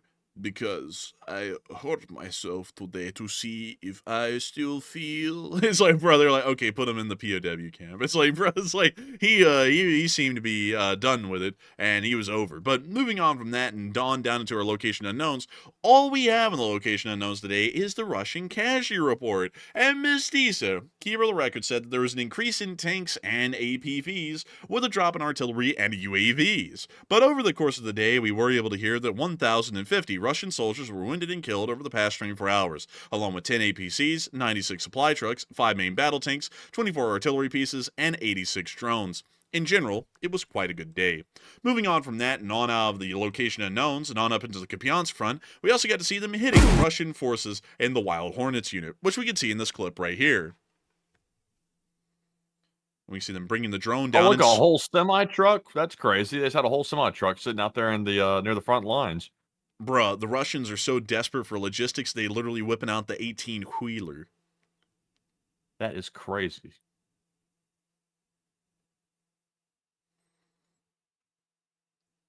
And we can see them hitting more Russian forces. Oh, and look, throwing one through the window. Boom, and it looks like a little flash that. You don't say nothing about throwing through the window. That's like that's bad inducing. What the hell? That's interesting. That's kind of a cool outro right there. Actually, that's pretty cool. They have like the Hornets like charging up like EV Hornets, those eco-friendly ones. Bruh, it's a Wild Hornet unit. Meanwhile, we got to see the Signum Alpha unit also hitting the Russians near to the Separansky Forest today. We see them flying over the lattice works down below, and it looks like they're about to hit a Russian. And the Russians are like, oh, I believe that. They could see it coming. Oh, no, he hit the brakes, Vadim. Bam. And then they hit it on the front hood. You see, Vadim dove when he should have swerved. Man, Vadim be swerving. Oh, and they're about to get this Bohanka pickup here. Bam, right in the cab. Look at that. Goodness. What's that song that's like popular right now that the kids really love? Not that I'm anywhere close to the age of a kid or anything, but it's like I'm swerving in the corner. Whoa, whoa. Have you heard that? No, I haven't heard of that actually, bro. Yeah, it's all over like social media. I'm not even sure what the hell the song's called or anything, but it's stuck in my head. It's that goofy tune. Like I don't even know who the hell had even sung the song. But yeah, that's what the guy did. He should have swerved. Man, he should have swore, whoa. Like, I don't even know what you're talking about, dude, but it was funny. But we did get to see this clip right here. I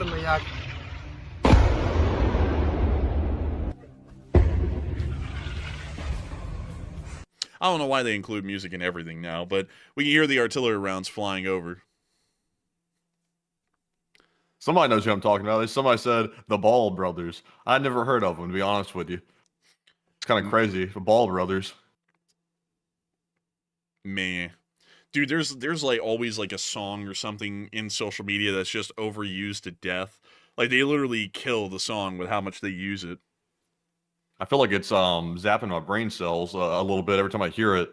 I feel like all those songs are on repeat because they always take like a 5-second or 10-second snippet of a popular song that's really obnoxious and like play it over and over. I feel like it's at least -5 brain cells every time. Bro, I don't know what song it is, man, but this one's the funniest one to me. It actually hasn't gotten old yet. It's the one that goes, ah, and then you have like the choir going, ah, you know, like it's like the dog, and it's like looking like he's accepting his fate or something. Like that meme is hilarious to me, man, every single time. I agree. I've heard that one before. Dude, honestly, man, bro, that's the Cambodians right now. Like, honestly, that meme is the Cambodians, dude.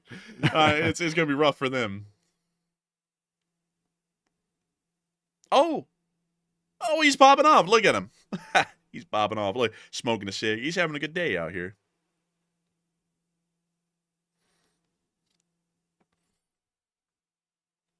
Oh, and thank you for the offer, Sam Dean. That would be interesting if we get the chance. But we can see them here firing a bell-fed machine gun at the Russians. You know, just taking a little pot shot at them.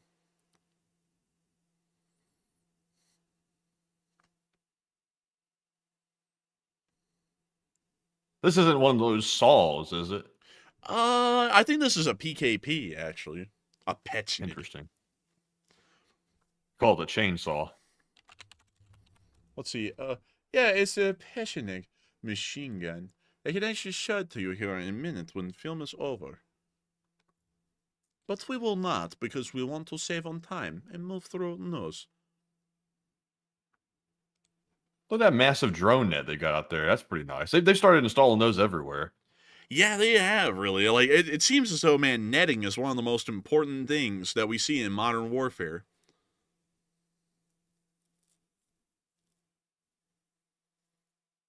I wish someone could tell me that song that goes, you know, that one. Like, I wish someone could tell me. I don't know what song that is, actually.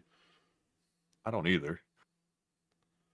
Bro, but I would be making memes out the kazoo if I knew that song, man. There's so many ways that meme can be applied to, like, foreign policy memes. It's unreal. Man, I'll tell you, we might have to do an Enforcer meme channel at some point. Maybe, not the Twitter. I don't want to clog the Twitter up, but maybe something like that. You know, that would be a good idea. Oh.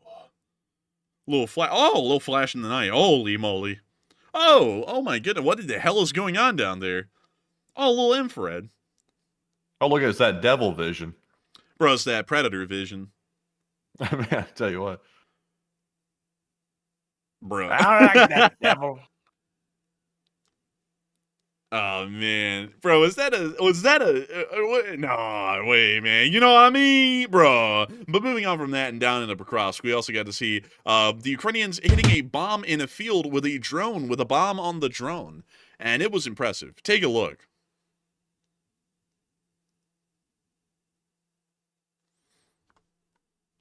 And just to answer a question here really quickly, yes, super chats go to supporting this channel. If you would like to support, and there goes the explosion, by the way, but if you would like to support a Ukrainian nonprofit or a nonprofit that is working in Ukraine, that is what we do Sunday night fundraisers for. But we also have to make a living here on this channel, because I will not kid around. This is our full-time job, and this is our livelihood here.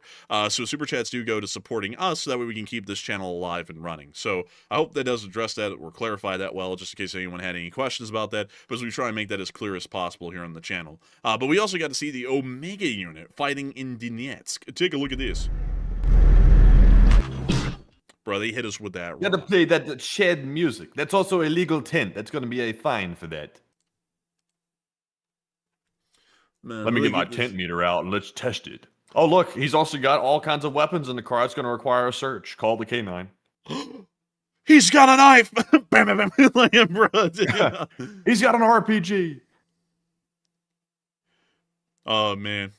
Anyways, so you see them wandering around here.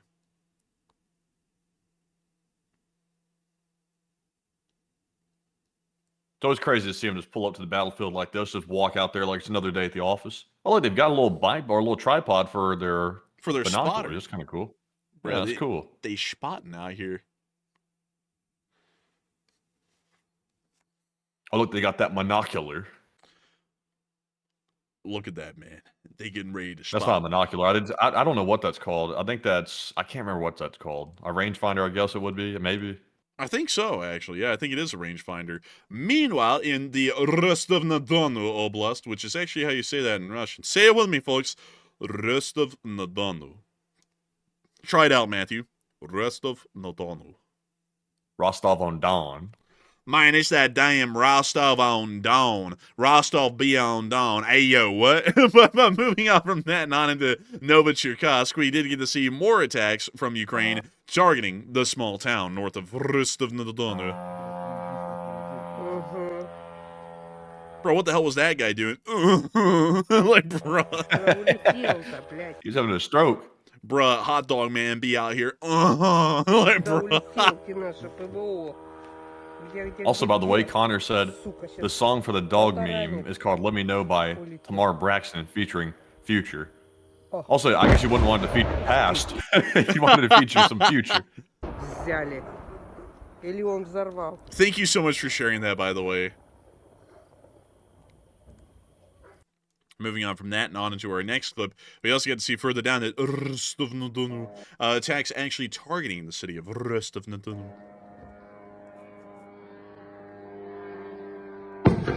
Oh, a little air defense guy. Oh dear. Fireworks show. Free fireworks show. But that's the end of that clip as well. But still, giving us a really good look at what was happening out there today.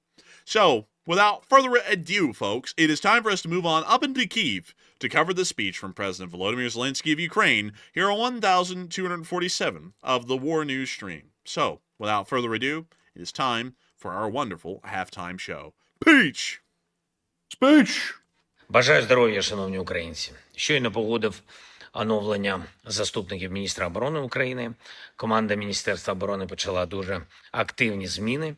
Є вже за тиждень і додаткові підписані контракти на дрони. Це дуже важливо. Також триває аудит домовленостей з нашими партнерами. Ми маємо сотні домовленостей. Треба все реалізовувати. І всі треба виконати.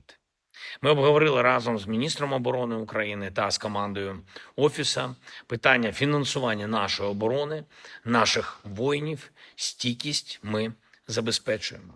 Сьогодні ж була доповідь міністра оборони разом з керівником ГУР. Деталі не публічні, але деякі речі ми зробимо, сильні речі. Говорив сьогодні з головкомом вранці та зараз знову доповіді щодо фронту, щодо наших позицій, нашої активності. Покровськ – це наша щоденна увага. І я хочу подякувати кожному підрозділу, який захищає цей напрямок. Найскладніший зараз напрямок. Була доповідь української перемовної команди після повернення з Туреччини. Я дуже вдячний хлопцям за цю роботу. Домовленості щодо подальших обмінів. Я дуже сподіваюся, що вдасться повернути ще наших воїнів з полону. Домовленість, що 1200 воїнів повернеться. Ми пам'ятаємо про цивільних, про всіх, кого треба повернути додому, в Україну.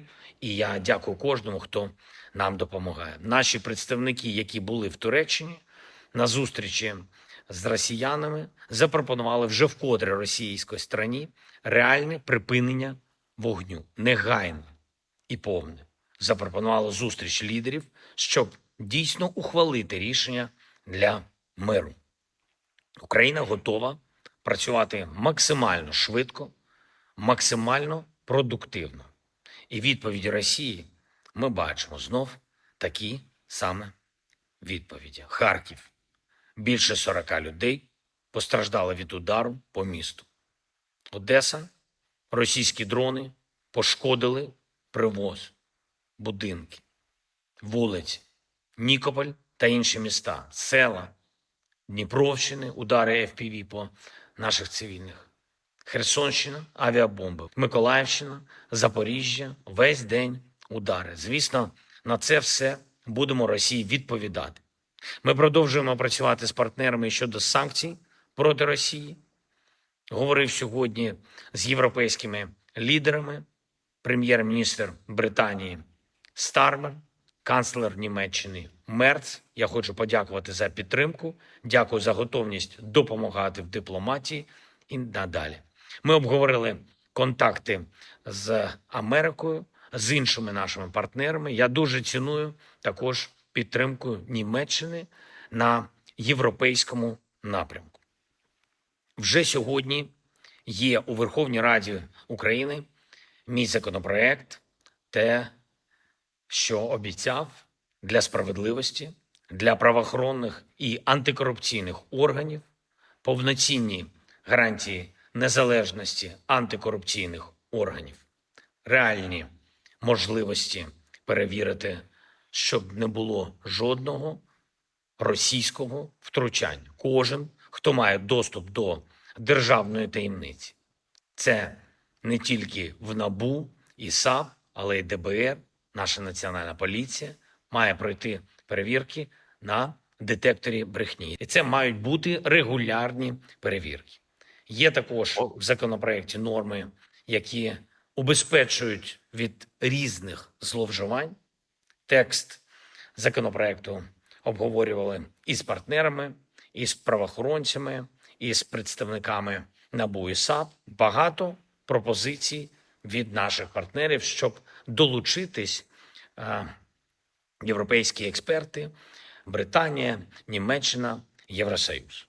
Доручив нашим урядовцям представити законопроект всім нашим партнерам і залучити всі необхідні експертні можливості. Звісно, важливо, що українці так достойно реагують на всі події. Україна – це люди, які не байдужі. Я дякую всім, хто воює заради нашої держави, хто працює заради України. Дякую.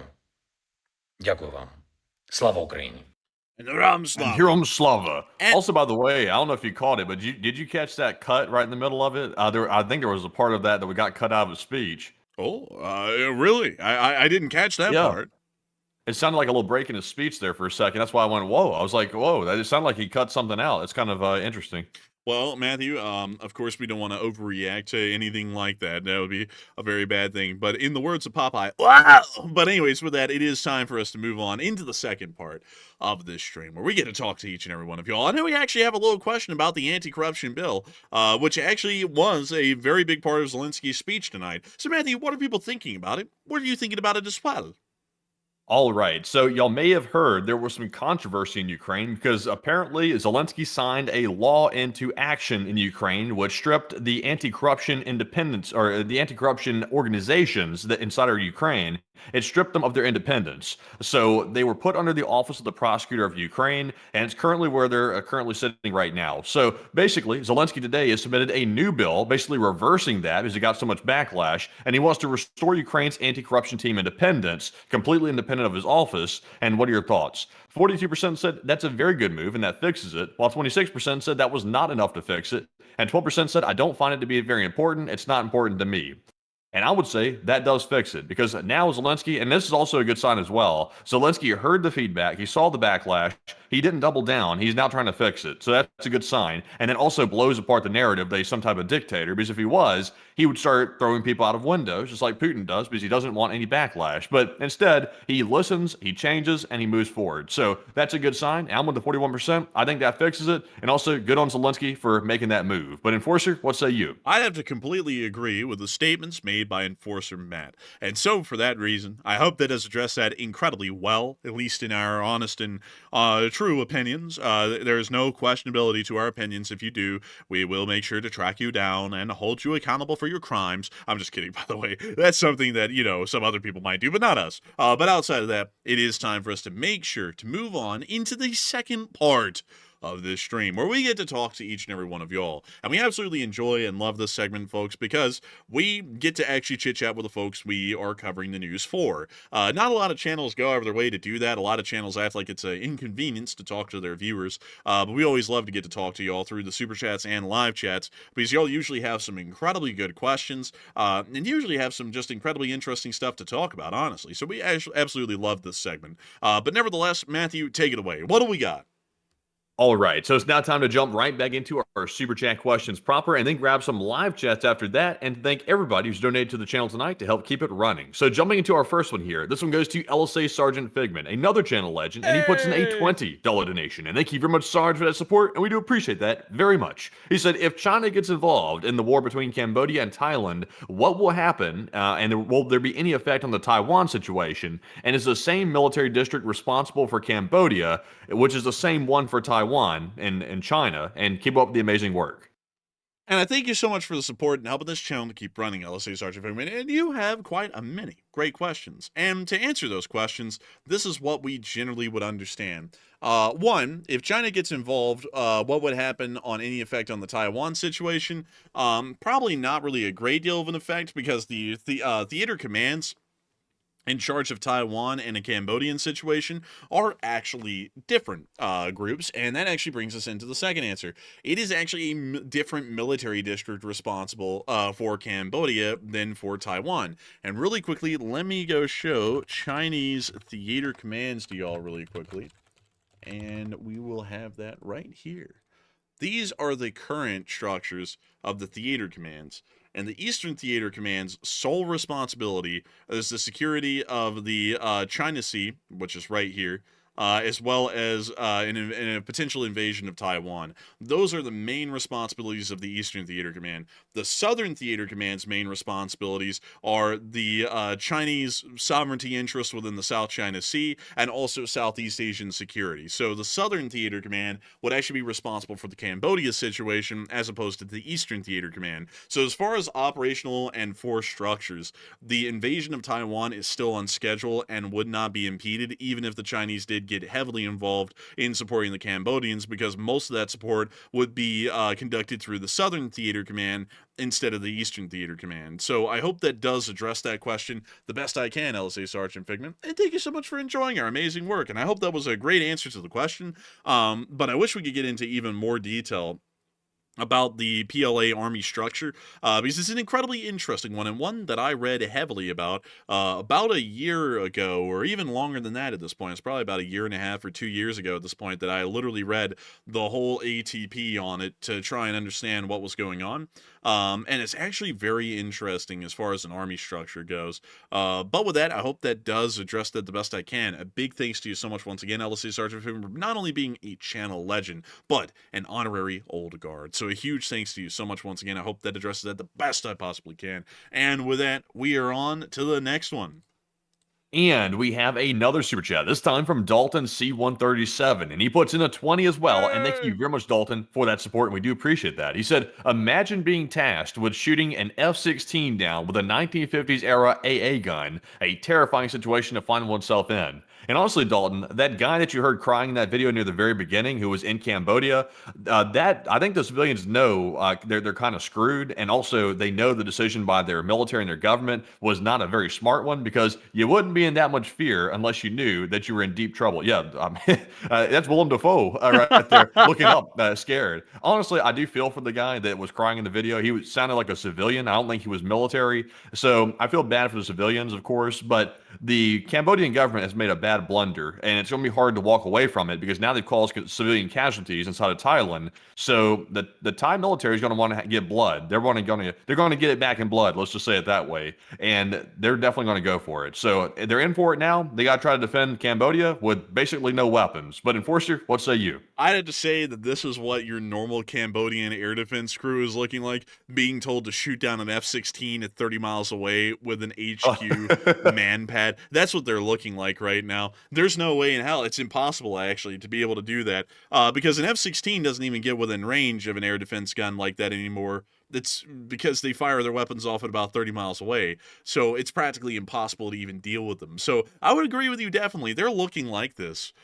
Dude, honestly, man, this is why we need to make a meme page. So that way I can just make memes. Because, dude, that would be the best thing ever. Put a caption on it like, Cambodian air defense crew being told to shoot down an F-16, and have that goofy song, you know, the one I was talking about earlier, play this little clip of Willem Dafoe, and then the dog with its eyes shut, like accepting its fate. Bro, that is the Cambodian air defense right now. It's over. Like, there's nothing they can literally do. And so honestly, though, I wonder, like, the civilians are obviously panicked. We heard the guy in the video, but the military seems to be going full speed ahead. So I wonder if the military is simply following orders from above and they're just doing what they have to do, or is it that they truly believe that they can somehow face down Thailand with some type of level playing field? I'm not sure. I'm trying to figure out if they're in delusion, basically. Are the Cambodian forces completely deluded, or do they have something up their sleeve? I'm still trying to figure that out. They don't have anything up their sleeve. They got their asses beat in 1987. by the Taiwanese. Well, not the Taiwanese. Sorry, whoops, the Thai. It's so hard to get the Thai and the Taiwanese It's just like difficult. separated. Yeah, because you literally started off the same way. You say the Thai, and then it's just Taiwanese or Thai, and Thai feels so short. Like Thai fighter.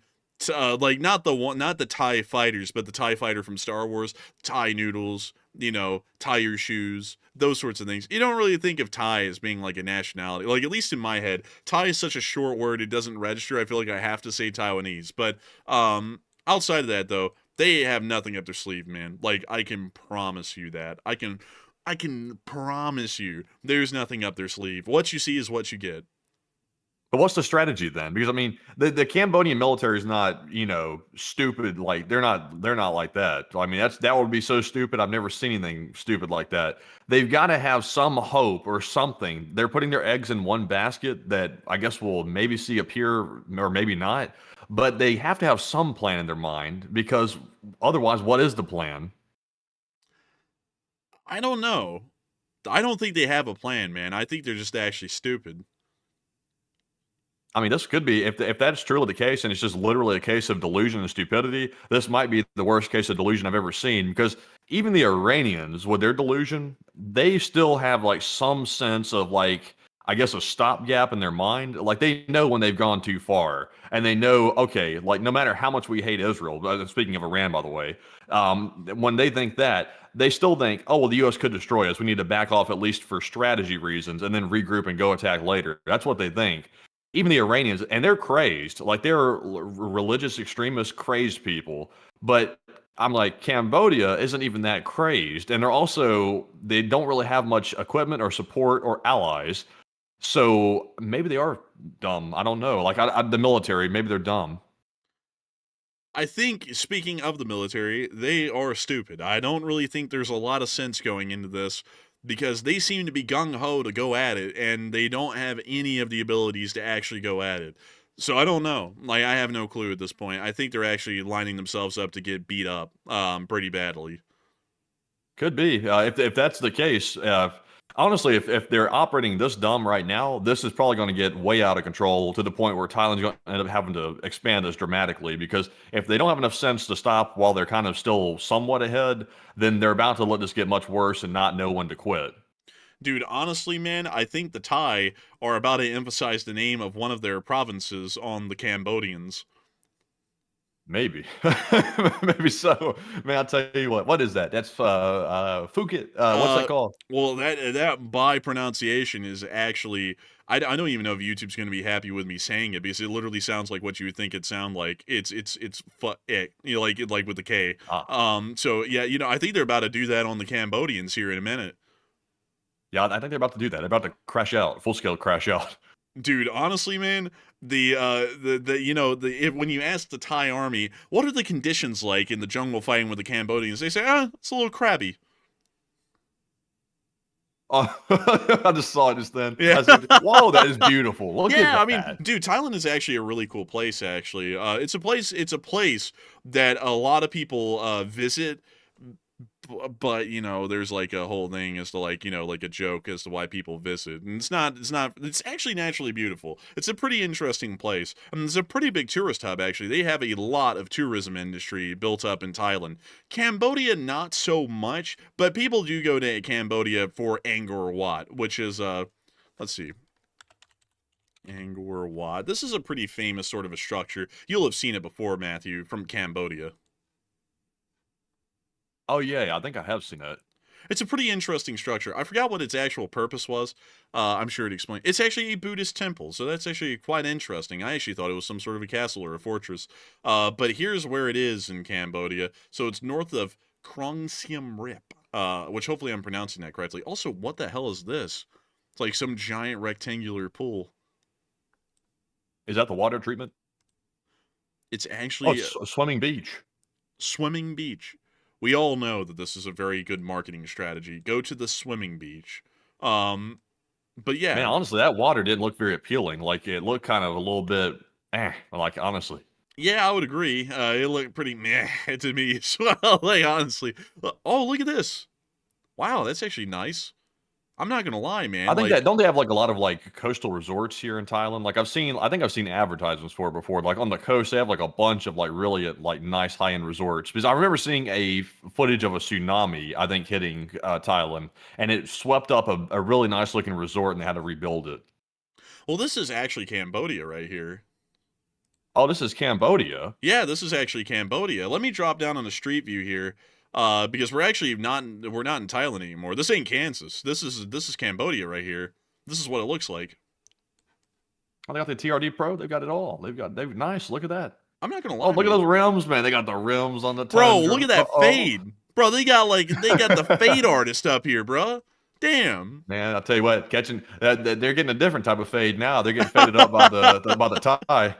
Bro, dude, they catching fades left and right now down there in the woods. Huawei, ew. Bruh, Chinese propaganda be like Huawei. But honestly, man, I'm kind of shocked with how clean Cambodia is. I'm not gonna lie, it's actually nicer than the Philippines, at least on Street View.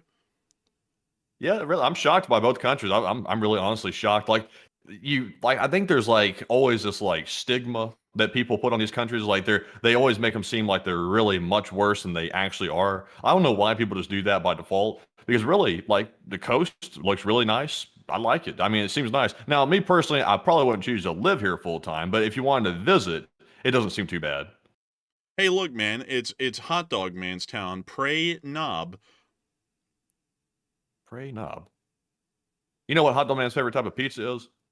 What kind? Meat lovers. Oh, bruh, man. Nah. Better yet. Let's see here. Hold up. There might be another pun to be had somewhere in here. Hopefully they get too crazy. Man, yeah, I can't guarantee that it. It's like honestly, bro. Like I gotta take whatever I can get here. In the town names. Actually, I don't think I'll be able to find another good one at this moment. I don't think I will be able to. But let us move down to here, because I think this is actually where the nice Cambodian beaches are. Let's see. What about this? $7 a night? What does this look like? That is cheap. It's well, beachfront. Yeah. It's beachfront. I mean, listen, folks. Here's the thing. Here's the problem with people in the West. They want to go somewhere. They want to have these nice marble countertops and stuff like that. They want to have these nice mahogany floors. They want to have the nice paint, the really cool AC. All you need is a suspended ceiling, a toilet on the floor, a riser sink, and you're good to go. Anything else is a luxury. What about the Jenny apartment? Okay, there's no price listed here. How about Kay's Beach House? It's all beachfront. That's like shocking, honestly, and it's not expensive either. $22 a night for this. Honestly, I see a very many brothers saying, dude, you could live off $500 a month for a luxury apartment and inexpensive food. Honestly, I'll be honest with you, like these days it's sounding appealing. Now, me personally, would I actually do that? Probably not, because that's a hell of a move to go all the way to Thailand. But at the same time, though, like the cost of living in America, like pretty much anywhere here, has gotten so crazy just to like buy groceries. It's crushing, like for most people, including us, like from time to time. So it's appealing when you see low prices, but I just don't know if you could actually make the leap. Like that would be a pretty big leap to take. I know Americans that have done that. They've gone to Thailand, but they don't seem to stay for long. Like a couple of them moved there for like a year and then they moved back for whatever reason. Yeah, that's true, but still, that's pretty wild. But let's go back to Thailand, and let's go look at the wonderful town of oh fuck. But let's go look at the town. Oh. Let's see here. Oh, this isn't. Oh, look, it's a 7-Eleven. No way. But let's see. Before and after. Isn't that like a weight loss thing, like the before and after deal? Do you have to choose between the two? Like you have to choose before or after, or do you get both? I think you get both. I think, but after is extra. bruh, what the hell? We got that P Dental Clinic. Man, I tell you what. Oh man, you got open daily. The parties, and you got to tell them no. P Dental. Bro, I wake up in the morning feeling like Pete Dental. but anyways, bro, we got 15 megabytes per second. That ain't really that great, honestly. No, it's not that good. But 50 gigs, damn. Oh, that's actually not too bad. Let's see. Moped salesman. Oh, nice. Yeah, mopeds is what it is that's popular there. I saw people saying that earlier. Not really necessarily the motorcycles like the 250cc and above. It's more like the mopeds are popular. They like to be able to scoot around, and they got good gas mileage. It takes basically nothing in gas. SpongeBob, me boy, my logo. Dude. Oh man, I'd like to go get our logo made it, my logo. Let's see here. What else do we have? Sadly, all of the signs are in Thai, so a little bit hard to read. Is that Kim Jong Un? Nah, he's just wearing glasses. I thought for some reason, yeah, it's kind of creepy, honestly. Oh, Shell Advance motorcycle oils. That's good stuff. That's good stuff. Out of that store in particular, maybe not, but still good stuff. Let's see. Also, Enforcer, real quick. I've already met Brad says a good point. He said, look at the exchange rate between baht and dollars. What is the exchange rate? If I had like $500, could I be like living like a millionaire in Thailand? Oh wow, $32. So $500 is 16,136 Thai baht. I'll be rich, bruh. No, we be freaking multi-millionaire. Bruh. What is this? Gao and Chine. Gao. What is that? I don't know actually. I like these little walkways that they have. They're pretty decorative, like the over-road walkways. Those are pretty cool. What about down here? Any other interesting stores at all, perhaps? Honestly, one thing they do need to get down, though, in Thailand is pressure washing, because a lot of these buildings, like the concrete, is just covered in this gunk. It's never been pressure washed. But, let's see. What is this? That there is, probably like a daycare, I'd imagine. But that painting is the stuff of nightmares, honestly. That scares me. Welcome. This is just very scary looking. This is like the faded images and stuff. It just elicits like this horrors. Wait a minute, that's the man, I wish I could say the name. That's the public library back there. Like a little ways away from here, just down the street, back another way. Man, pocket. Man, that's a I want to say it's so bad, dude, because it'd be so funny, like the pun. It would be so funny to say that that's the F-it library, but we can't say that because it's YouTube. But y'all know what I would say. Like y'all know what I would say. It would be funny, but let's see. What are these signs about? Catcha. What the hell is like catcha? A catcha. I guess it's like that Pokemon stuff or something. Bro, you gotta catch it all. Man, bro. Let's see. Bro, this actually isn't too bad, though, actually. This is actually quite nice. I also like how they have the little hedges in the streets, like in the median. That's nice. Oh, what's this? Is this the government office right there? Maybe so. Now, here's a question I'm curious about, because I see a lot of people. I see Sergey say, also saying the live chat, that if you have $1,000 per month of income, you can live in Thailand like a king. How do the Thai people feel about that? Because honestly, I was just thinking in my head, I was like, if I was a native-born Thai individual and I was living there, and then Americans showed up with the money they brought from America, and they started living like kings in my country, I would personally feel a little bit put down. That's just me. I'd feel like, well, damn, like they're just getting to come here and like just, live like perfectly great, like kings and stuff here. And meanwhile, I can't. It's my own country. I don't know. Like I would be a little bit jaded, me personally. I wonder how the Thai people feel about that.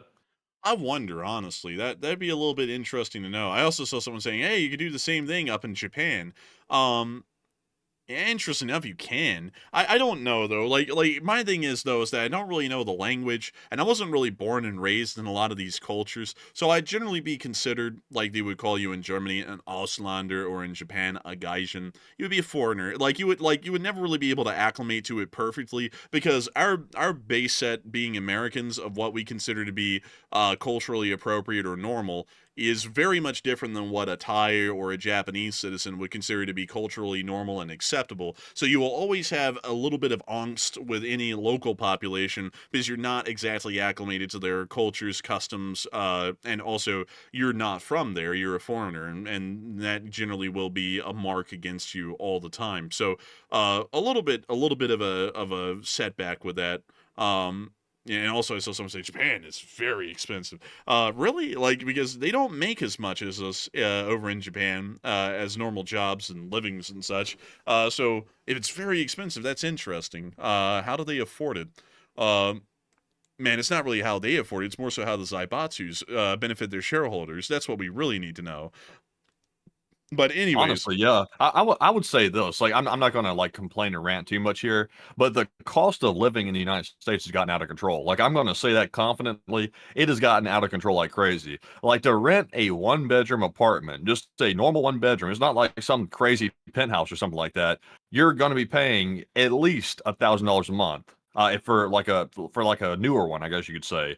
But the problem is, the groceries are high. The insurance is high. Everything is high. It's like, how the hell, like, can everything be sky high? It's still rising, and it's not showing any signs of stopping. That's not a political point, folks. That's just something, like, from a point of living perspective. It's insane to, like, live a basic life in America now, what you have to pay for it. Like, it's really insane. And I don't want to run off to a foreign country to try to solve that. I'd rather just have the problem solved here, because America is our home, and I don't want to run off from our home just because the costs are high. And it just seems ridiculous. I don't want to live in the sticks either to try to like cut the budget down. I would like to live not in the middle of a big city, but at least on the periphery and be able to afford it. And these days it's really hard. yeah, it really is. It's getting really expensive in this country, and nobody really seems to be cutting down on that, to be entirely honest with y'all, because I haven't seen the prices going down lately. I just been seeing them going up, even more, so I'm like, damn, son. But anyways, with that, I hope that does address that well. And with that, also, hold up, folks. Actually, I saw someone say something a little bit interesting here. Someone said, I love Korea, but it's expensive there. It's unreal. I have an alternative for you. North Korea. Absolutely free. You just cross the border, and they send you to this place. They call it a summer camp. It's a really cheap thing. It's free, actually. The conditions could be a little bit better, but it's free. Unlike South Korea, capitalist South Korea, where it's expensive and it costs money. But still, I hope that does address it the best I can. Oh, by the way, did y'all hear? I just was, wondering if y'all heard about this. Did y'all hear that Union Pacific and Norfolk Southern are actually in talks right now to merge and create a transcontinental railroad company? Have y'all heard about that? Do y'all know how crazy that is? That's amazing. They'll be monopolizing. It's wonderful. Like, it'd be a wonderful thing for this country to see two companies, some of the largest, actually they are some of the largest railroad companies that ever existed in the United States, and they're going to merge to create one mega railroad. It's like a monopoly, like Standard Oil or something. It's wonderful, because that's never gone bad, right? That's never gone bad. So I would be honest with y'all, just all jokes aside, hopefully they don't approve that, because it's not really for the sake of the railroads that they don't do that. It's more so for the sake of the country's economy that they don't let that happen. Because a monopoly in the railroad industry is like having a monopoly in the trucking industry, which would be devastating. So I hope that the Interstate Commerce Commission shoots that down and stops that from ever happening, because that's going to be a mistake. That's not even political. That's just the honest truth. Everyone knows a monopoly is not good for competitiveness and for economic growth, and letting an actual monopoly be approved through the Interstate Commerce Commission is a terrible idea. It is going to be a significant mistake. So with that, I hope that does address that well, at least the best I can. But it appears, Matthew, that the railroads took the monopoly board. Hold up, let me go get this. Here we go.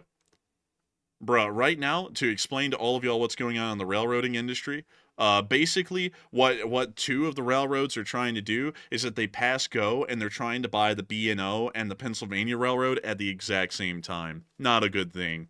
Generally don't want that to honestly, happen. I don't know if you heard the theory or not, but this is a little bit deep right here. This is only for people that can handle the truth. The Monopoly game was based on real life. It was based on capitalism. But the monopoly man, the guy with the top hat and the cane, that guy is the deep state. Oh my god! Oh my god! You didn't know that? Bruh, dude, he's just supposed to be Mr. Moneybags, bruh. He's just the guy. Like, I mean, he's just this omnipotent creature that gives out chance cards, get out of jail free cards. Who the hell does that? That's a legitimate government official. Like, who is this guy? Like, I mean, the monopoly guy just rules over the whole board, and nobody even knows his name. bro, everyone knows his name. His name is literally Mr. Moneybags. No, his name ain't that. Yeah, it is. Like, let me go pull it up. What is the Monopoly Man's name? His name. Oh wait a minute, actually, it's actually Mr. Monopoly. That's a, but he was some anonymous character. I bet he owns an island. But he was formerly known, before he was renamed in 1988, he was formerly known as Rich Uncle Pennybags. Damn, man, he was dripped out with that name. He said, they call me Rich Uncle Pennybags. Bro, I'm he owning said, the board. He said, I'm Mr. Monopoly, but you can call me Unc. Call me Unc Pennybag. Man, bro, dude, honestly, dude, that's crazy. That's terrible. But if y'all don't know, the true story behind Monopoly is that it actually is supposed to be based off of the real life concept that unchecked capitalism is actually as devastating as pretty much a state-controlled economic system. That's actually the philosophy behind Monopoly, because in Monopoly, there is no government regulators or checks or any antitrust sorts of laws or anything like that. You can literally monopolize the board, and that's how you win. But in the process, you screw everyone over and bankrupt them, which is generally considered unhealthy for the economy at large. So that's what the game Monopoly is actually supposed to teach you. It's fun to play. Well, for some people, I'll be honest with y'all, Matthew and me never had a fun experience playing this game growing up, because we had someone who quite literally would refuse to lose because it would hurt their ego, so we could never win the game. And if we did, we ended up getting like cussed out pretty much. So we never got to win, like pretty much. But beyond that, this is a game that is supposed to show you that there needs to be some checks and government balances built into the economic system, because while capitalism is good, unlimited, uncontrolled, rampant capitalism ends up not being good. Go look at Japan with the Zaibatsus or South Korea with the Chaebols, and you can clearly see that ends up not being beneficial for society or the nation. You know how like the monopoly boards like evolved over time? Like they start off with the paper money, then they went to the credit cards and things like that. Like, you know how that's evolved like that? They ought to like come out with a new monopoly board where you buy the board, but you never receive it because you're supposed to own nothing and be happy. So that's the latest version of Monopoly. Bro, that's crazy, dude. Like, do they make do they make you eat the bugs and live in the pod too? Yes, it comes with your free everything. Free, actually not free nothing, actually. You get to borrow it from time to time, but you own nothing, and you will be happy. You understand me? Bro, I am happy now. But dude, like there's been so many different types of monopolies. Is this? Oh, this is the original patent for Monopoly. Oh, that's weird. Actually, like that's pretty cool. Let's see. Also, man, I like how they made income tax like a random chance thing. Like you didn't consistently pay income tax. It was just when you landed on income tax, you paid it. Yeah, and also I like how you just like randomly end on the go to jail board. Like, what is that? Like symbolic of corruption or something? Like just throw you in jail for no reason? It's just a random chance that someone is held kind of accountable, but not really. Oh man, that'd change the face on the go to jail board with another individual. No list. Huh? No list. Go to jail. There is no list. Go straight to jail. Don't pass go. No 200. I'm all for free speech. Did someone say something bad about me? Sue them. Like it's like okay, apparently not. But anyways, I gotta say, folks, I gotta say this just as a side note, everyone. I love how every single political party in America is for free speech until someone uses their free speech to criticize them, and then they sue them. And it's like a common thing these days. I always find that very funny because I'm always like, that isn't really free speech then. if you can't criticize and also praise, because that's the whole point, you know. Like it's like, It's totally free. You're free to speak and free to go to jail. no, I know it, because this is the old saying, and this is the one that drives me crazy. You're free to say what you want, but you're not free of the consequences, which pretty much means that you don't have free speech, for most purposes. I said, yeah, pretty much. It's like a complete juxtaposition of the same phrase. It's like saying, you're free, but you're not. So, well, okay, then I'm not free. You just like, you just did away with that, basically. Yeah, it's like you have a let's see, you have a right to not be searched or seized, but you shouldn't exercise it because you have nothing to hide. It's like, well, then I don't have that right then. Like, you know, like if you sit there and say, excuse me, could you step out of the car so that we can search your vehicle? I do not consent to a search of my vehicle. Okay, we're going to bring out the dog. It's like, oh, so you're just going to get a positive signal, even if it's a false one, just to search the car now. It's like, this is kind of violating my Fourth Amendment rights. This is a whole court thing, by the way, that actually was deliberated by the Supreme Court at some point. But go ahead, Matthew. You know, the one thing that really just like irks me, like pisses me off, like the one thing that like it's like if you stabbed me with a knife and you turned it, is when you hear government officials occasionally say, you don't want to lose your driving privileges or your flying privileges or something. Like they'll say it and phrase it as if it's just a volunteer thing they're just letting you have today just because they feel generous or something. I cannot stand that. That's like the equivalent of somebody working in a restaurant saying, you can leave my restaurant when they're just like an employee or something. It's like, well, it's not your restaurant. It's like, it's the owner's restaurant. Also, I can't stand that. Like that irks my brain so bad when I hear that. Also, it's like it's not a privilege. It's like it's a right these days. It's like if you don't have a car and you can't drive, in most of the country, you literally can't do anything because it's so spread out because of car infrastructure. It's like it's not really a privilege anymore. It's a right.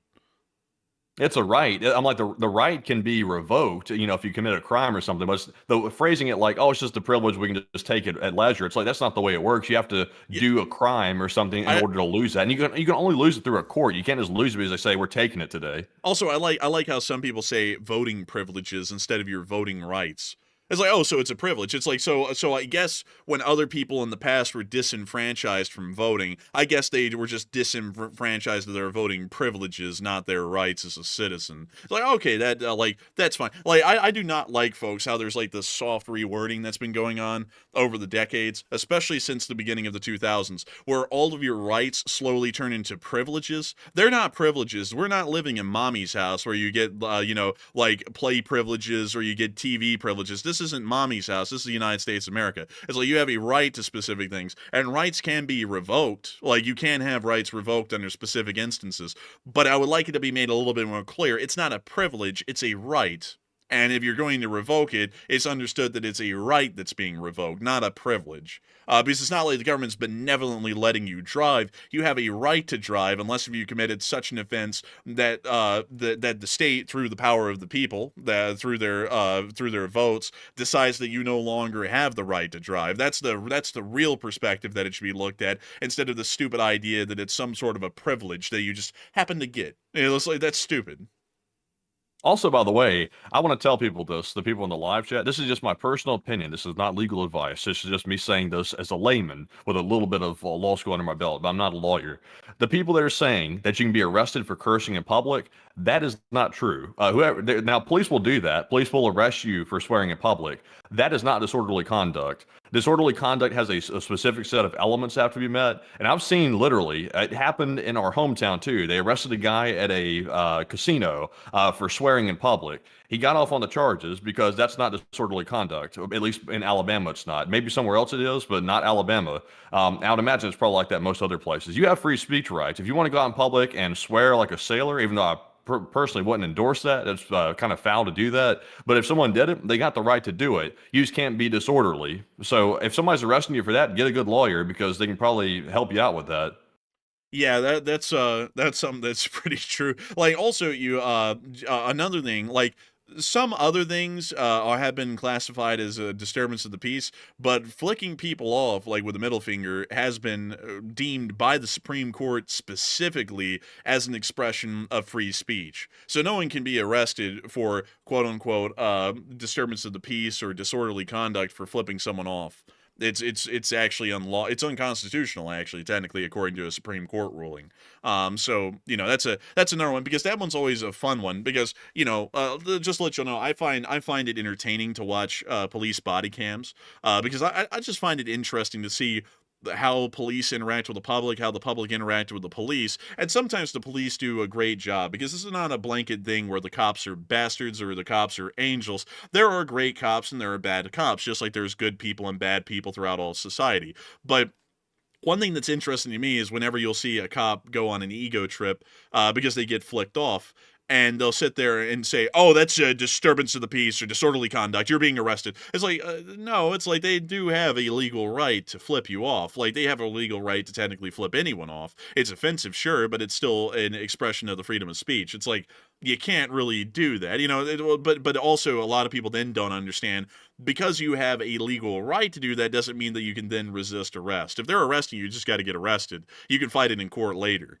But you can't sit there and do that. Also, I saw someone say, I told a judge to F off the court. Now that's something you can't do. That's contempt. Yeah, that's contempt. That'll get you put in the jail for like 30 or 60 days. Because in a court, there's a certain kind of a decorum and sorts of rules of the road that you have to follow, and doing something like that to a judge in their courthouse, that is contempt of court. So you can get in a great deal of trouble for that. Like, that's something that is not protected by free speech, is going off on a judge. That's contempt of court. And then they can put you in jail for really however long they'd like. I believe up till about 30 days. I think isn't that the maximum, Matthew? In most states, 30 days or 60 days or so?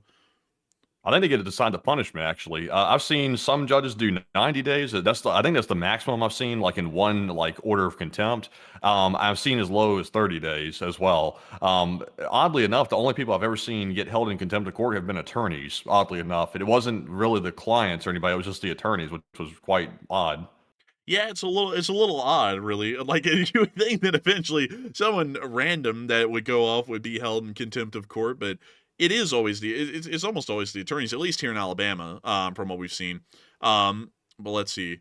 I see a lot of people talking about police body cams. Police body cams are really interesting, because sometimes you'll see police departments that it's always a fine line. You can't really criticize too much, because I'm not a police officer, I'm not in the situation, but at the same time, you'll see cops that are extremely lenient to the point of being too lenient, to where a suspect or an individual pretty much has control of the situation entirely. And then in other situations, you will literally see a tyrant that comes in and they are just hell-bent on causing hell for this person no matter what. Like, even if they are a civil person that is incredibly polite and nice, they'll be hell-bent on causing hell. But it's like it is with everything. Every time you run into a person out there, and this is what people don't get, is that much like normal people, these police officers are normal people. They're just happening to wear a uniform. And some people are just right bastards. I mean, they're just absolutely terrible people. And some people are great. I mean, they're practically angels in human form.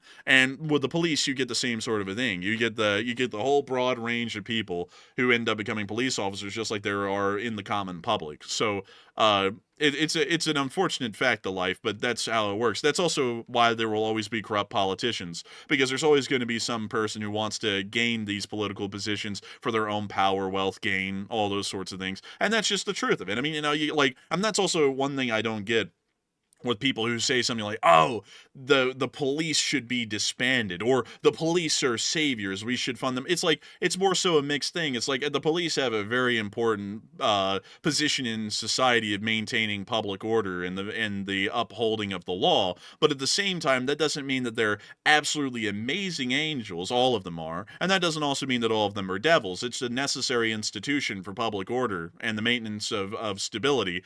But at the same time, we have to understand that there's going to be bad eggs in that organization, and there's also heroes in that organization, and the heroes should be commended rightly for their great actions, and the bad eggs should be continuously rooted out and replaced with hopefully good eggs until we get a good police force. That's just how it works. That's how everything works. But no one ever goes into it with that kind of nuance. People want to say, and no, cops should never be held accountable, all cops are perfect, or all cops are terrible, and we should completely defund the police and pretty much have no law enforcement agencies in the country. And I just don't even understand both sides. I don't. Like, it's like, I respect police officers, when they're good police officers. But I do not respect bad police officers, much like I do not respect corrupt politicians, and I don't respect bad people in general, no matter who they are. That's also something else that a lot of people don't understand. That's also nuanced. It's nuanced about everything in general with that, and that's how we deal with it on the channel. Is that some people like this is another thing, and this is probably the best example that I've seen in a specific instance are veterans. Veterans can be the greatest people. Honestly, a decent amount, most of the veterans I've ever met are some of the greatest people. They're very down to earth, incredibly nice people, just like the best people imaginable. They've gone through hell, and they really respect and appreciate the kind of life that they live back here in the States once they're, out of the fighting. But then there are some people who really abuse that and use it as a crutch, so that way they can be a bad person and go, wait a minute, you can't criticize me for being a bad person because I'm a veteran. It's kind of like how a bad police officer will be like, look, I have a family. It's like, well, yeah, you have a family, but that doesn't excuse the possible bad actions you just did. That's like, people don't really work with that nuance most of the time in society. And that's really kind of the truth of it. It's like you've got to deal with it on a person-to-person basis. It doesn't matter their accomplishments or position or station in society. It really matters the character of the individual you deal with. And to deal with it on a person-to-person basis, a case-by-case basis, is probably the best way I could see the approach working. So I hope that was a good explanation. I hope I explained that pretty well, at least in my opinion, because I feel like you should always assess someone by the character of their personality more so than the position or possible achievements they may have made in the past. But with that, I hope that does address that the best I can, at least in my opinion. But with that, we are on to the next one. And our next one goes to Dark Sheep, who puts in a $100 donation, and huge shout out to Dark Sheep for that massive support right there. That is one of the largest super chats of the night, and we appreciate that very much. And of course, that does help get the channel running. And Dark Sheep, they said, I started listening to y'all a long time ago, and I was too poor to give at the time, and now I'm up on the up and up. And also, I'm glad to hear that, by the way. And thank you for the support. He said, thanks for filling my knowledge gap, curating an unbiased, highly educated news war analyst channel with incredible passion. And thanks for the chuckles and LSA. And I thank you so much for the amazing support, Dark Sheep. And I got to thank you for the kind words. And it's good to hear that you're on the up and up. That's amazing to hear. And I got to thank you incredibly for the support. And thank you for enjoying the show we run. I would say that we're not the Oracle of Delphi. We don't know everything. But I'm glad to know that we were telling you a lot of interesting stuff that you may have not known. And we massively appreciate your kind words and the support. And we love to know that we're able to tell people of major news events going on around the world, here, there, and everywhere. And hopefully with a great deal of detail and precision on exactly what's going on. And so a huge thanks to you so much once again. I hope that does address that incredibly well. And of course, long live the Lee Spring Army, and a massive, huge thanks to you once again, Dark Sheep, for going out of your way to support this channel massively, because nobody has to support this channel ever. But the folks like you who go out of their way to do it are doing an amazing thing, not just for Matthew and me, but for everyone here on the channel. You're helping us to do this as a full-time job, and you're helping this community to have a channel to come to each and every single night. And so a huge thanks to you so much once again. I hope that does address that the best I can. And with that, we are on to the next one. All right, and real quick, also, by the way, I want to give a big shout out to LC39A for throwing in a 100 Canadian. And thank you very much, good sir, for that massive support. And LC39A is going to sponsor our breaking news segment. We have some breaking news coming out right now, and I want to segue right into that from LC39A's $100 super chat. Once again, big thank you, good sir, for that support. Also, Enforcer, before I jump into that breaking news, I'm going to let you say your piece right now. And I thank you massively for the support, LC39A. Your support is absolutely massive and incredible, and helps this channel to keep rolling. You didn't throw in a comment, but from the bottom of Matthew and my heart, a huge thanks to you for helping the Enforcer channel to keep running and to keep ensuring that the Lee Spring Army has a home. So Matthew, take us into that breaking news. All right, so the breaking news that we currently have right now is the Thailand and Cambodia war situation is getting very bad. Right now, Thailand's acting prime minister has just stated that the escalation and progression of military exchanges that Cambodia is participating in is clearly moving towards a full-scale war, and that's coming from Thailand's acting prime minister. So that is a very bold statement. Also, by the way, we're seeing the pizza traffic around the Pentagon is going through the roof. It's much busier than usual. So it looks like the Pentagon is buzzing with activity tonight. I'm not sure if it's over the Cambodia-Thailand situation. That's to be seen. But it looks like we have some Pentagon activity going on as well. But we also have a new video showing some of the MLRS fire that's currently going on right now, if you want to show that to the audience. That is unfortunately not playing. Oh, well, that's terrible right there. I'm not sure why that is. It's playing on my end, but I guess Twitter's having a bit of an issue with it. But also, Enforcer, we do have some more information up top in the top post about what exactly is being seized and also what is going on in the current fight. And let's see here. It appears that Cambodian troops attempted to cross the border and seize Hill 469. If confirmed, the assault will mark a deliberate ground incursion by the Cambodians. And separately, the 26th Ranger Task Force has identified a buildup of Cambodian armored units in the Chongpla Tang area. So it does appear that at the moment there are actually ground battles going on and a technical ground invasion by the Cambodians into Thailand right now. So quite clearly showing once again that they are spoiling for a war that they're not really going to be prepared to fight from what we know. So with that, a big thanks to Enforcer Matt for sharing that breaking news with us. And with that, it's time for us to get right back into the questions. Oh, and also, by the way, I see people mentioning the pizza indicator. To some people, that may sound goofy or silly that we're bringing up the pizza orders around the area, but oddly enough, that has become a weirdly accurate, like, supporting indicator for when there's activity at the Pentagon. Usually when the pizza joints around the Pentagon are really buzzing with activity, especially this late at night, it usually indicates that the Pentagon employees are working overtime. That's usually what that indicates, and it's usually during times of unrest somewhere in the world. So obviously, we can't deduce from the pizza index which conflict they're focusing on, but they're clearly there, and they're trying to get some food because apparently they need to eat at midnight. Kind of like me, I guess. People like me are working in there. But yeah, the pizza indicator is pretty funny. But Enforcer, what say you? And that actually is true, just for people who may not know. One of the most important sorts of open source intelligence elements that we can gather out of DC to show what's going on, or at least some sort of heightened activity, is the pizza index, if you want to put it that way. Pizza is a really big thing in Washington, D.C. It's a quick and easy food to get, and it's generally cheap. So a lot of government office workers and officials can easily get them quick. So whenever you see that anyone's working overtime where they're not able to get, say, some sort of a break in their work hours to eat a lunch or something like that in a DFAC or a cafeteria in most of their major office centers, they usually go and order a pizza and have it delivered to that government office. That's so that way they don't have to walk away from their desk and go to a DFAC or a cafeteria when they're not on break, and they can keep working through the night on whatever situation they're dealing with right now. And considering that the pizza index is showing heightened activity, it probably is the case, and let me really quickly go back to Twitter on my side screen to say whose pizza facility is seeing the highest traffic.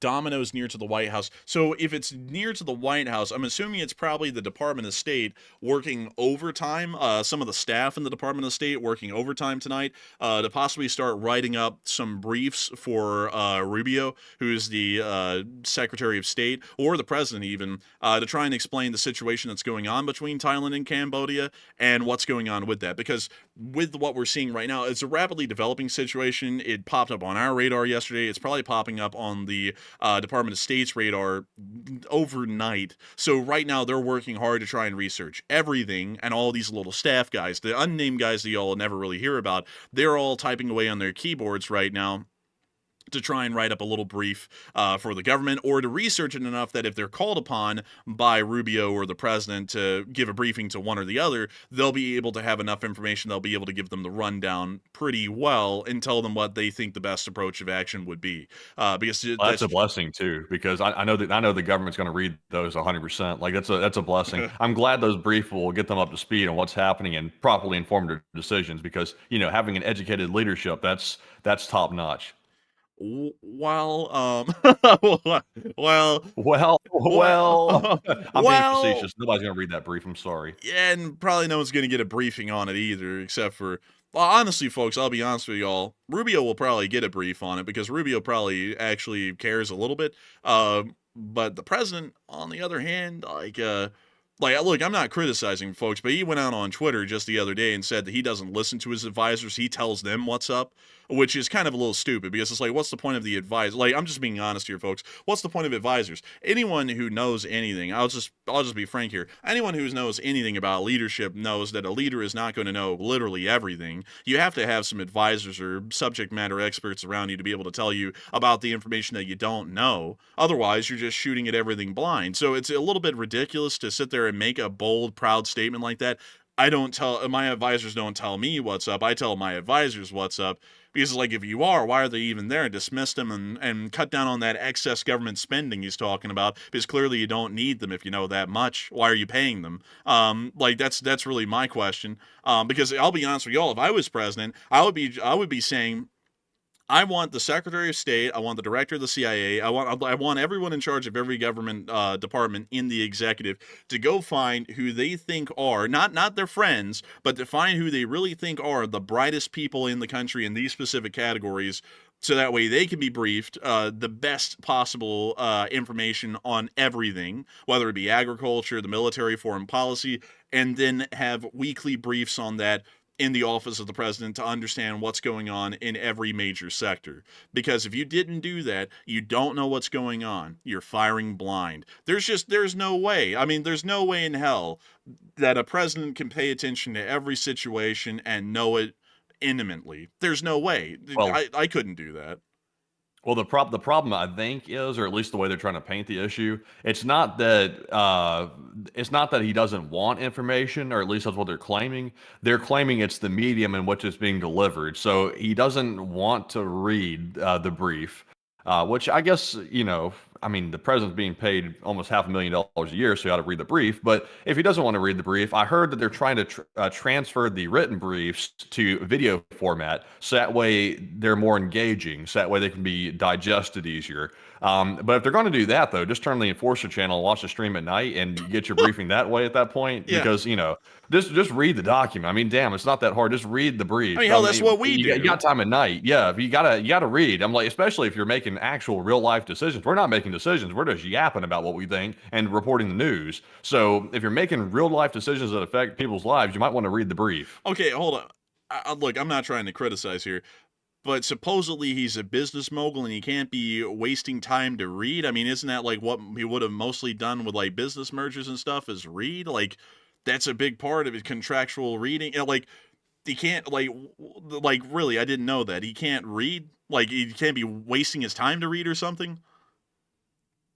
Well, I mean, that's the story, at least. And remember, it's coming from articles. So this is what they're saying and claiming. So take it with a grain of salt. But I mean, just based on like what I've observed, I mean, that would seem to make sense, especially when you see tweets about that my advisors don't tell me what I need to know. I tell them, like these educating people. It's like, that's, I don't care who you are. Anybody that says that, even somebody who thinks that they're really well-versed in a topic, anyone that says that is probably a little bit ignorant, because nobody says that with intelligence.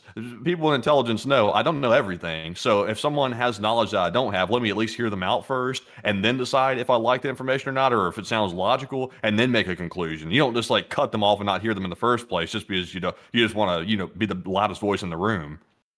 Man, honestly, it's like, what's worse, having a president who can't remember what they read, or a president that refuses to read? Honestly, you get the same result from each, but which one's worse? This is ridiculous, folks. Like, if I'll be honest with you, I'm not trying to make a pitch to be president, but if I was president, I'd be reading 24/7. I mean, it's a stressful job being the president. It's not supposed to be easy, and it's not supposed to be fun. It is hell on earth. For people who actually did the job well, if you ever go back and listen to any of them, Nixon was like, oh, it was a blast, but it was extremely stressful. Like, honestly, I think 8 years was enough for me. If you listen to John Adams, he's like, I hated the job, every minute of it. Like, even when I got a second term, hated it. It was stressful. Everyone who ever did a good job as the president, they always were like, I hated the job. By the time they get done with it, they're like, I hated the job. 8 years was enough. It was extremely stressful. If you ever come out of the presidency, you're like, quite honestly, I enjoyed it. It was like a vacation. You did it wrong.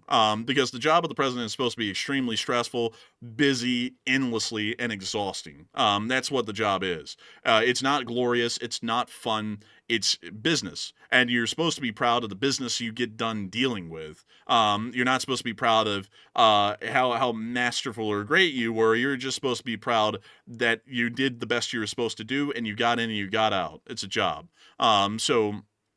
With that, I hope that addresses that the best I can. But that is something I did not know about, actually, because I'll be honest with you, I don't pay attention to the minutia of what people are saying about either the prior administration or this one. But that kind of stuff aggravates me greatly, because if I was in that position, I would be reading. Even if I didn't want to, I'd be reading, because there's a lot of people counting on the decisions that you make in that job.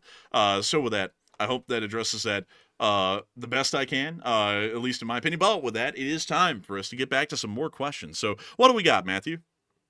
All right, so jumping right back into our super chats, this one goes to The Martian, another channel legend who puts in a massive $100 donation, and thank you very much to Martian for that support, and we do appreciate that very much, and we appreciate all the support that you've given over the past weeks, and we do see it, and we notice it, and thank you very much. And The Martian says, okay, so hopefully this will hold you guys over for a minute. He said, thanks for the news, and keep up the great work, and I wish there was a way to talk to guys in real time during the show, and Slava Ukraine, and thank God for letting me live in the Republic, and LSA. Honestly, The Martian, I wish there was a way that we could let people talk on the show as well. The only thing holding us back from possibly doing that during the question segment is that there's the possibility a bad actor could get on the mic and say something that's a forbidden word on YouTube, like a slur or something like that, and then our whole channel gets taken down for violating YouTube's terms of service. That's literally the only thing holding us back. Go ask C-SPAN about that if you want to find out how badly that can go. So those C-SPAN calls are a perfect example of how rough it can get because people love to come on and troll, and sometimes they troll to the expense of the entire channel. So I like the idea, though. I wish we could do it. But Enforcer, what say you? I would have to say I wish we could do that as well, The Martian. That would be really cool. But Matthew brings up the point, and I was actually the one to bring it up back in the day, way back in the day. I was like, there's a lot of people, like C-SPAN did that, and that did not go well. And Matthew was like, oh yeah, C-SPAN. And we were like, yeah. And then we were immediately on agreement. We were like, hell no, we can't do that because anyone could say anything. And while you could have a delay, YouTube doesn't really work like that. While, technically our show is delayed right now. Problem is that it's delayed in its upload to YouTube. So we're like 30 seconds ahead of all of y'all. By the time you're hearing this, it's like a half minute after we said it, but there's no way for us to actually block out what was said by that point. It's just that there's kind of like a built-in delay, but there's no way to actually edit or blot something out if something bad happens. So with that, I hope that does address that the best I can. A huge thanks to you for the support and helping this channel to keep on running, because if it wasn't for folks like you, we wouldn't be able to make this channel possible. But we could do something like that eventually, but it would have to be pre-recorded, so that way we could make sure to keep it PG for YouTube purposes. But a big thanks to you once again. I hope that does address that incredibly well, The Martian. A huge thanks for the massive support. And also I have to say, I am very proud of being an American. I love the United States of America. That's why we always talk in Western American interests, because I always think that everything should be done in the improvement of our great nation. So a huge thanks to you so much once again. Hope that does address that well. Also, Matthew, I saw someone get triggered. Someone said, funny, people who will never be president criticizing the president. Isn't that what all of you political people do every year, every day? You'll literally just criticize whoever is not your president, the one you didn't support. Come on, be real. What is that person advocating? They're saying if you're not a presidential candidate, then you don't have a right to have a say. Then people shouldn't vote. Then that's that goofy shit, where you're like, oh, if you have never served in the army, you should not be able to talk about what we should do overseas to other countries. That's so stupid. It's like they're advocating for a dictatorship. Yeah, it's like if you sit there and say, oh my God, the city streets, they're unsafe, they're rife with crime. You shut the hell up. You've never been a police officer. You shouldn't be able to talk about crime. It's like, oh, that's so stupid. It's like, come on. And also on top of that, I'm pretty sure, because you're getting triggered about us talking about the current president, I'm pretty sure you were criticizing the last president up and down for the last 4 years. Come on, be real. That's such a goofy statement to make. Anyone can say anything in this country because it's a free country and we have the right to free speech. And for that reason, you have a right to formulate your opinions on anything. You don't have to be a firefighter to talk about fire safety, and you don't have to be a police officer to talk about crime. You don't have to be a soldier in the armed forces to talk about foreign policy and the possibility of war. It's a free country, and you have a right to say what you want. So, one, you can get lost with that mindset. And two, I still don't even know what you're advocating for. So I'm guessing that the only people who can vote in the elections are still living presidents. They're the only ones who get to decide who the next president is. And then I guess that's like a royal structure, almost like an electorate in the Holy Roman Empire. Yeah, I tell you what, those damn commies, I tell you, they want all the power for themselves and stuff. I can't stand it. Yeah, man, ridiculous, honestly. I haven't seen him say anything since then. Probably like, oh, I'm so outraged, I'm so outraged that you said that someone should read. Come on, be real. That's if anyone told me the president could not be bothered with reading briefs, I don't care who they are or what political party they're in, I'm gonna be like, they're dropping the ball. That's just the honest truth. And then finally, okay, I give in. I'll read it. Picks up a pair of boxers or something. I'll read the briefs. It says, hey, niece, fruit of loom. Fruit of the loom, grapefruit of the loom. It's from Vietnam, like Terrapin. Cornucopia, flowing over with fruit of loom. Oh man, and then and then the last president, he'd be like, "What does it say, Jack? Fruit of loom." What did it say, Mr. President? Himalayas. Like it's like, okay, we're lost. I was getting the cotton for the briefs. I said sew them together, toss them away, launder them. Xi Jinping, give me the money. Excuse me. Anyway, when I went to see the cotton, I saw it at the pool. I was working as a lifeguard, and I said, "Hey, that are those cotton briefs? They're gonna soak in the water. You're gonna see it clearly." Like something. It's like, and then I went to the store. Jeez, I got to tell you, folks, we're cooked. I'm not saying. I'm just saying that as a joke. We're not cooked. We'll be fine. But still, like whenever I hear this, like, could y'all imagine? Like, I just got to speak to the quality of presidents prior. Could you imagine any president really, just like 20 years ago, publicly being said that they don't read briefs? Like that would have been unheard of. Like that would have been crazy. Like everyone, what? Like everyone would have been like, they don't read? Like they don't read briefs? Like that's just kind of expected, Like I'm shocked by that sort of stuff. I'll be honest with you folks, because I feel like people who were involved in the government should be on their toes, because that's like a middle schooler not doing their homework. It's like you're not a middle schooler with homework. You're a sitting president, and you're having to decide major foreign policy decisions. It's a bit more important. But anyways, with that, also, Jeff Alley said, "Do you criticize your favorite sports teams? Are you a professional athlete? Then you can't talk about them." That's the exact same thing. Like, you got it dead on the nail, Jeff Alley. It makes no sense. It's like that whole idea of like you've got to be qualified to talk about it. It's like that's such stupid gatekeeping. Like I've run into someone like that on everything. Like funnily enough, there was like some goofy guy that I ran into recently that I actually known for a little bit, apparently just flipped the script, but was sitting there saying something like, I didn't have a journalism degree, like that qualifies you to be a journalist, like there's a journalist pass that the government gives out.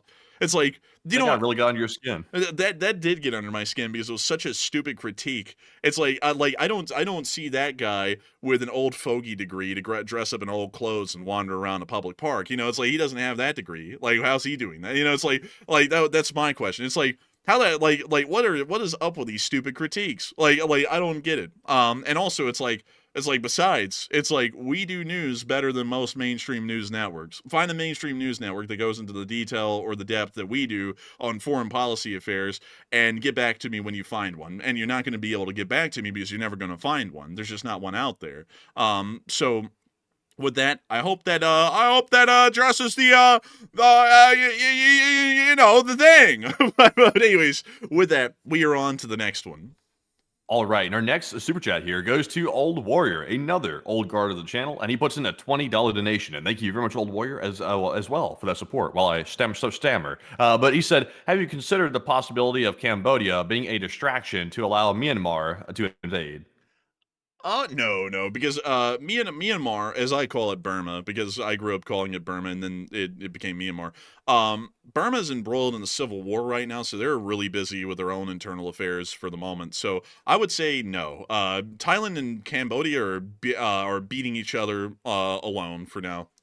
No one else in the local area is especially going to be getting involved, and I haven't heard of any support from the Pakistanis for Cambodia, because Cambodia yelled out to Pakistan, help me, and I haven't heard a response back from the foreign ministry in Pakistan yet. So with that, I hope that does address that well. A big thanks to you for the support. I hope that does address that well. And with that, we are on to the next one. And this one goes to Alex Talon, and he puts in a 20. And thank you very much, Alex, as well, for that support. He said, "Great work, guys. I've been tuning in for years," and that makes you old guard. He said, "Here's to your next vacation, or just to play around with, and stay safe and stay happy in LLT LSA." Hey, and thank you so much for the support and helping this channel to keep on running. And I gotta say, thank you so much for tuning in for years, Alex Talent. I know you've been tuning in for years because I've been seeing you in the chat for years. And I gotta thank you massively for the support and helping this channel to keep on running, because if it wasn't for folks like you, we wouldn't be able to make this channel possible and keep it rolling. So a huge thanks to you so much once again. I hope that does address that incredibly well. And with that, we are on to the next one. And our next one goes to Destiny Edgington, another longtime channel legend who puts in a 20 as well. And thank you very much, Destiny, as well for that support as always. And we do appreciate that very, very much. And Destiny said, I'm a super chatter. And yes, you are a super chatter. In fact, you are on the leaderboard. Not that I checked the leaderboard, but I checked it right now because I was curious. I saw that I had my score taken away from me for whatever reason. I'm not even on the board anymore, even though I'm chatting. Oh, wait a minute, I'm on the board. I'm number 40. But Destiny Edgington is number 7 on the board, which is much higher than my 40 place. So, yes, super chatter indeed. And thank you very much for that support. And Enforcer, what say you? And I got to thank you incredibly, Destiny Edgington, for the massive support. And you are super chatter. I got to thank you greatly for supporting this channel and helping it to keep running. Because if it wasn't for folks like you, we wouldn't be able to make this thing possible. We wouldn't be able to keep it rolling. And so, a huge thanks to you so much once again. I hope that does address that incredibly well. And of course, with that, we are on to the next one. But a huge thanks to you so much once again for being one of those super chatters. Yes, indeed. And our next one goes to Margot McKinney, who puts in a 20 as well. And thank you very much, Margot, for helping to keep the channel running. I do not see a comment attached to that, so there's nothing to address with it. But once again, huge thanks for helping to keep the whole operation afloat, the coffee flowing, and the pizza cooking in the oven. But Enforcer, what say you? And I got to thank you incredibly as well, Margot McKinney, for the support and helping us to keep those pizzas in the oven. Those revers frying, rev up those fryers. But thank you so much greatly for the support, because if it wasn't for folks like you, we wouldn't have been able to keep this channel running. We wouldn't have been able to make it possible, and we wouldn't be able to be here running this channel right now. So a huge thanks to you so much once again. With that, we're about to be moving on to the next one, but in honor of your super chat, since it didn't have a comment, I'm going to be grabbing Gus Pritchett's question. He said, "Do you hear about the Starlink outage?" Yes, we did. It went out around the world, apparently. It was a global Starlink outage. What are the charges? Enjoying a global Starlink outage? And it did go out. Man, you heard the Ukrainians were freaking out about that. Like, they thought they were individually cut off from it. I saw them going off. Like, they really jumped the gun like some of the units did. Like, they thought that Elon was trying to screw with them or something. But then they found out, oh, it's a global outage. So then they calmed down after that. But they were going crazy. Dude, I did see that, bro. Some of them crashed out a little bit, man. like they started playing that Moonlight Sonata in the background. Some Ukrainians say, "Oh," it's like they just started freaking out, and then they were like, "Oh, it's global." And they're, "Oh, okay," and then they just stopped freaking out. But honestly, man, honestly, man, I think if you were also flying a drone and it literally got cut off in flight, and it just crashed to the ground, I think you also would be crashing out as well about it going out. Oh yeah. Dude. Hey, I was scared, honestly, for Ukraine for a second, because I was thinking, this is not good, because I think the Russians may use Starlink. I'm not really sure at this point. I think officially it's supposed to have been cut off, but maybe they find ways to get around it, if I'm not mistaken, or they got some other method to connect. I'll just say that. But I was wondering, since Russia now is aware that Starlink's down, is that the chance they're going to take to launch a pretty bad attack on Ukraine while they're pretty much blind? But they didn't do it, actually. I guess they weren't ready for it, thankfully. Yeah, I don't think anyone could have been ready for that. It sounds like it was literally like just an instant outage for some reason, with no good explanation. But with that, I hope that does address that well. And with that, also, I saw someone saying something about some news channels. Yeah, I don't really call those news channels. I see someone talking about some deal like the nuclear bombers are flying, everyone's going to die. I don't really consider those news channels. I consider those more sensationalist channels, because they don't really provide any real news. It's more so like this fanciful notion that the world is coming to Armageddon or the apocalypse every day. So it's kind of feeding into those like extreme prepper people that build the bunkers, and they have like 5 years of food, and they imagine themselves as like the main character in a Survivor movie in the post-apocalyptic world, like a badass go get him, shoot first, ask question later kind of people. That's really more so what that entertains. And I don't really, like, me personally, I don't consider that news. Other people may, but to me, that doesn't really meet the criteria. But with that, I hope that does address that well, and we are on to the next one. All right, so jumping into our next one here, we got a question from Andrew Honeycutt, and he puts in a $20 donation. And thank you very much, Andrew, for that support, and also being an old-time channel legend as well, or long-time channel legend. I mixed up old guard and old-time legend, like in that. But Andrew said, "I'd like to hear what you think about the advent of social media and the impact it's had on modern politics and communication, and it's a recent development within the context of human evolution as an instantaneous communication." Now, I'll say this on my take real quick. I will say, me personally, it's a toss-up because social media is good in one respect because people can stay connected to loved ones that live far away. They can stay connected to friends they've had in the past. But at the same time, though, social media is a huge detriment to mental health because people see the best highlight reels of somebody's life and they assume that's the way it is in reality, when actually that's just their perception of that person's life. That person's life may be in turmoil, but they look at the pictures in the highlight reel and they believe that their life is perfect and theirs, it doesn't even compare to it. Which is a huge problem because then it puts people in this false reality where they believe, oh, I'm behind, everybody else is ahead, and I must be a loser. That's what makes most people think. Now, if you're really cognizant of how that works, then you'll know, okay, that's not true. Put that aside. It's false. But most people don't really honestly have the emotional like regulation to realize that, and they fall into that trap.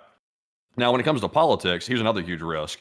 Social media is like the best control method you've ever come up with for controlling the masses of people, because all you have to do is create bot farms that put out political content of a certain nature. It can be a false claim, and they can spread it around to millions of people instantly, and it can get in the algorithm and start being promoted to tons of people that then start believing that false nonsense that's a political topic, and then it starts swaying an entire election based on that false nonsense.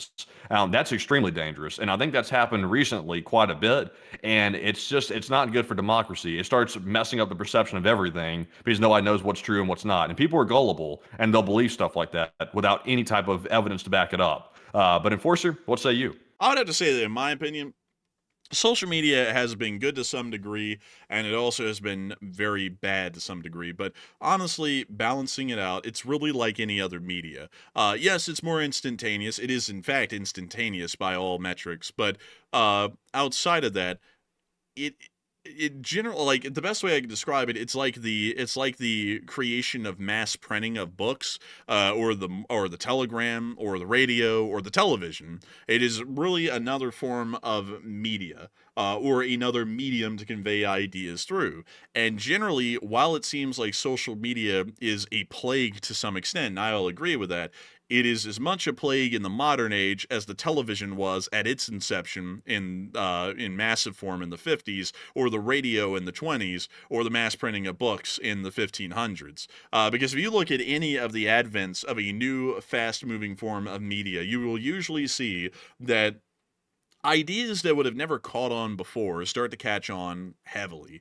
Like with the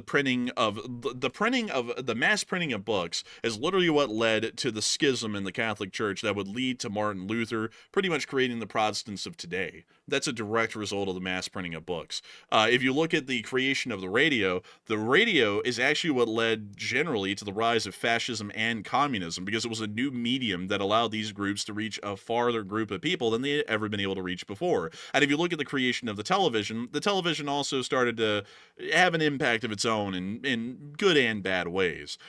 Social media is the same thing, but in a more comprehensive form than the others. But each medium or form that we're talking about was more comprehensive than the last. The mass printing of books wasn't as comprehensive as the radio. The radio wasn't as comprehensive as the television. And of course, social media is more comprehensive than all of them combined. And so for that reason, it's a plague in its own right, but it's also a blessing in its own form. It allows for instantaneous communication. Go ahead. But it's actually, I would have to disagree with you a little bit. It's different than the book. It's different than the radio, because those are methods to distribute ideas to people, in masses. The radio is and books are. But the catch is, though, you couldn't jump in the comment section and start basically strategizing how to put things into motion. Social media allows people to do that. So essentially what social media has become, it's a way for anybody to mobilize large numbers of people with either a lie, or maybe sometimes it's the truth, and they mobilize people through the truth. Because obviously, Social media can be a great way to organize, for example, protests. If you're a politically minded person and you want to have a protest in the street, a legal protest, of course, you can mobilize people really easily with that. You can talk to people, communicate with people instantaneously in real time to large numbers of people. And people can go to your comment section, they can DM you, things like that. That is something that's unprecedented. And the problem is when people start putting lies on there and then also have really bad agendas and they start mobilizing people to do really horrific things, that is extremely dangerous. That is typically a power reserved only for government officials. And now in the modern day, anybody with a computer can jump on there and mobilize mass numbers of people. That's a huge risk. And honestly, I think that's part of the reason why, for example, there was such a controversy around TikTok and things like that for a while, because if a foreign government is potentially involved in mobilizing people like that, that is as dangerous as having an army on domestic soil. That's that dangerous.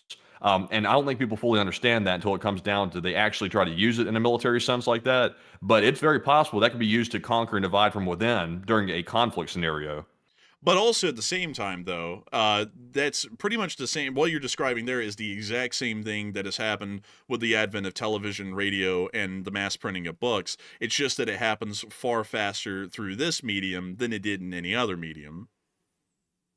Maybe, but there was no back and forth. There wasn't like a two-way communication. It was one way. The idea went out to the people, and the people, if they wanted to act on it from that point forward, they had to actually physically go out and start connecting with people over it. And they couldn't just simply, get on social media, hoard these people together. Or for example, they couldn't get on Discord and create a Discord group and hoard multiple peoples in there and then strategize how they were actually going to carry things out in real life. That, in my opinion, that's the huge difference. Well, I mean, kind of to an extent, that actually did exist. It just wasn't done through the medium entirely. But for example, with the mass printing of books, like for example, the printing of the Communist Manifesto by Thomas Ingalls and Karl Marx, that generally would be read heavily throughout most of Europe by the middle to latter part of the 19th century, and you would see that groups of communists would start to band together in their own in their own pubs, clubs, houses, or something along those lines, which was pretty much their form of the Discord server.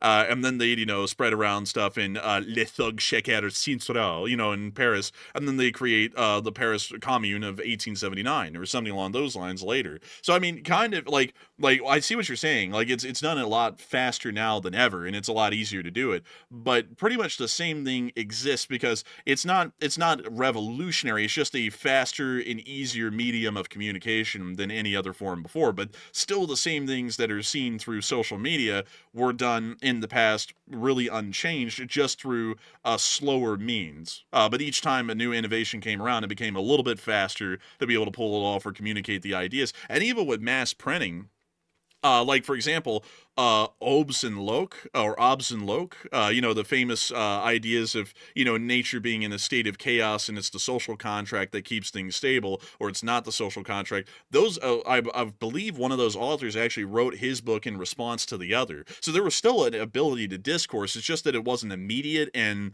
instantaneous like a conversation would be. Yeah, maybe so. But think about this though. I don't know if you've heard about the dead internet theory. It's a conspiracy theory out there. I have, yeah. It's cool. You have? Yeah, it's like most of the internet is populated by bots and artificial accounts, and the amount of actual users is incredibly small.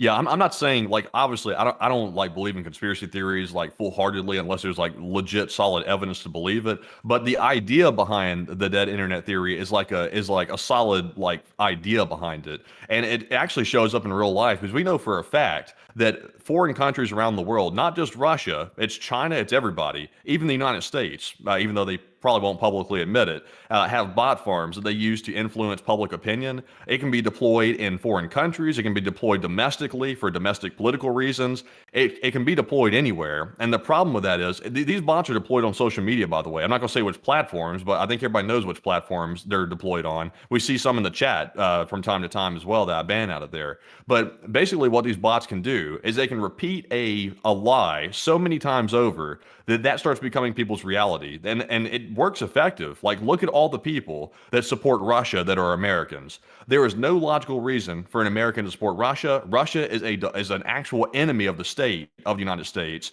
They are against us, and they would like to take us down if they could. We've had literally cold wars with Russia and the Soviet Union, but yet somehow in the modern day, people will still support Russia. Some people get so far sucked into that false reality that they will move their family from America to Russia and then go fight in the Russian military because they're either forced into it or else, and not have a clue it was coming. They'll never see it coming because they've been brainwashed basically by this narrative, but that is being pushed by fake people, which are these bots.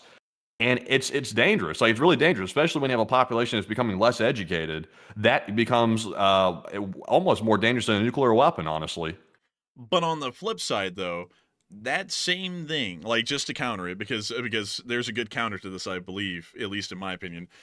Of course, everything always goes back to World War II, and everything always goes back to the mustache man, because like the same thing you're explaining now with social media is the same thing that they were able to do back in the 30s. Because if you remember, there was a "We Love the Mustache Man" party in America, and it was actually pretty significant. I mean, it had, I think, a couple of 100,000 members before it was banned. I actually found out it was legally banned in, I believe, 1941, after the Germans declared war on the United States. But there were a couple of 100,000 members of the American Bund of that party in Germany, and it was simply because they read the Mustache Man's book, Mein Kampf. They read it and they're like, I agree with him, and that's what they did. And it's the exact same thing as social media, but through the medium of a book and also radio reinforcing it. Yeah, I mean, now the ideas can spread, but in my opinion, it'll take longer for it to take hold because social media, the main thing about it is it's instantaneous, and you also have two-way communication. They didn't necessarily have the two-way communication with that party in Germany and the people in America. It was the idea was transmitted to America. They heard it, they saw it, and then the Americans decided on their own accord, without any two-way communication, that they were going to take that up and run with that crazy ideology, that horrific ideology. But it wasn't like there was like some type of conspiracy between the two to start it. It was totally on the volition of the American to follow through with that. Now, if you have somebody that's on the internet, for example, let's pretend like there was social media at that time, then you would have those bad party members in Germany communicating over DM and telling the individuals in America, here's why you should do that, and wearing them down until they're finally like, oh, that sounds solid. Like, I should just run with that because they've convinced me of it. I've been brainwashed. I'm just going to run with it. And that's a whole lot different. It's a lot faster that way. You break people down faster, and they tend to believe your ideology a lot quicker. You get brainwashed. I would agree, like, with it being slower, but I think the end result of either is the same. And also, by the way, there was open communication between the two, because, like, with how the Nazi Party worked, they had to make sure that there was a unified message and image. So the American Bund of the party in America actually communicated frequently. It was literally like hourly with the Nazi Party in Germany, to make sure that they were aligned with most of their speaking points and they were projecting the right kind of image and propaganda here in America that aligned with the ideals of the Fuhrer. They had a whole thing going on until they were banned in 1941, and then the FBI hounded everyone who was a part of it for the rest of the war. Like, they were on them. That's one thing I will give J. Edgar Hoover credit for. He was an absolute scoundrel, but he did put a damn burner on anyone who was in the Nazi Party in America throughout the rest of the war and after the war. Like, he had people literally go by their house, take pictures of their license plates, their house, their families, everything. Like, it was a very comprehensive sort of a thing, because also, by the way, they are considered possible traitors to the United States that may be likely to commit treason because of their extremist ideological beliefs. So it was a necessary thing. But that don't have to do that anymore. It's thanks to social media, it's become a lot easier to monitor people that are potential threats like that. Now it's not, you have to physically go there most of the time and go, like, surveil the person if you're the government. Now it's as simple as, let's throw a keylogger on your system. Let's throw not even a wiretap, because a wiretap, that implies actually physically wiretapping somebody. These days you don't even have to do that either. You can use a different device, like, for example, a way to intercept it, like a stinger or something like that, to simply get these communications. But for social media, though, you can just simply scrape the data. Because if you have access to the ISP, you can simply split the data off into your own servers and collect the entire thing, like a dragnet, basically. That was exposed a long time ago, but I'm sure they've curated it probably more beyond then.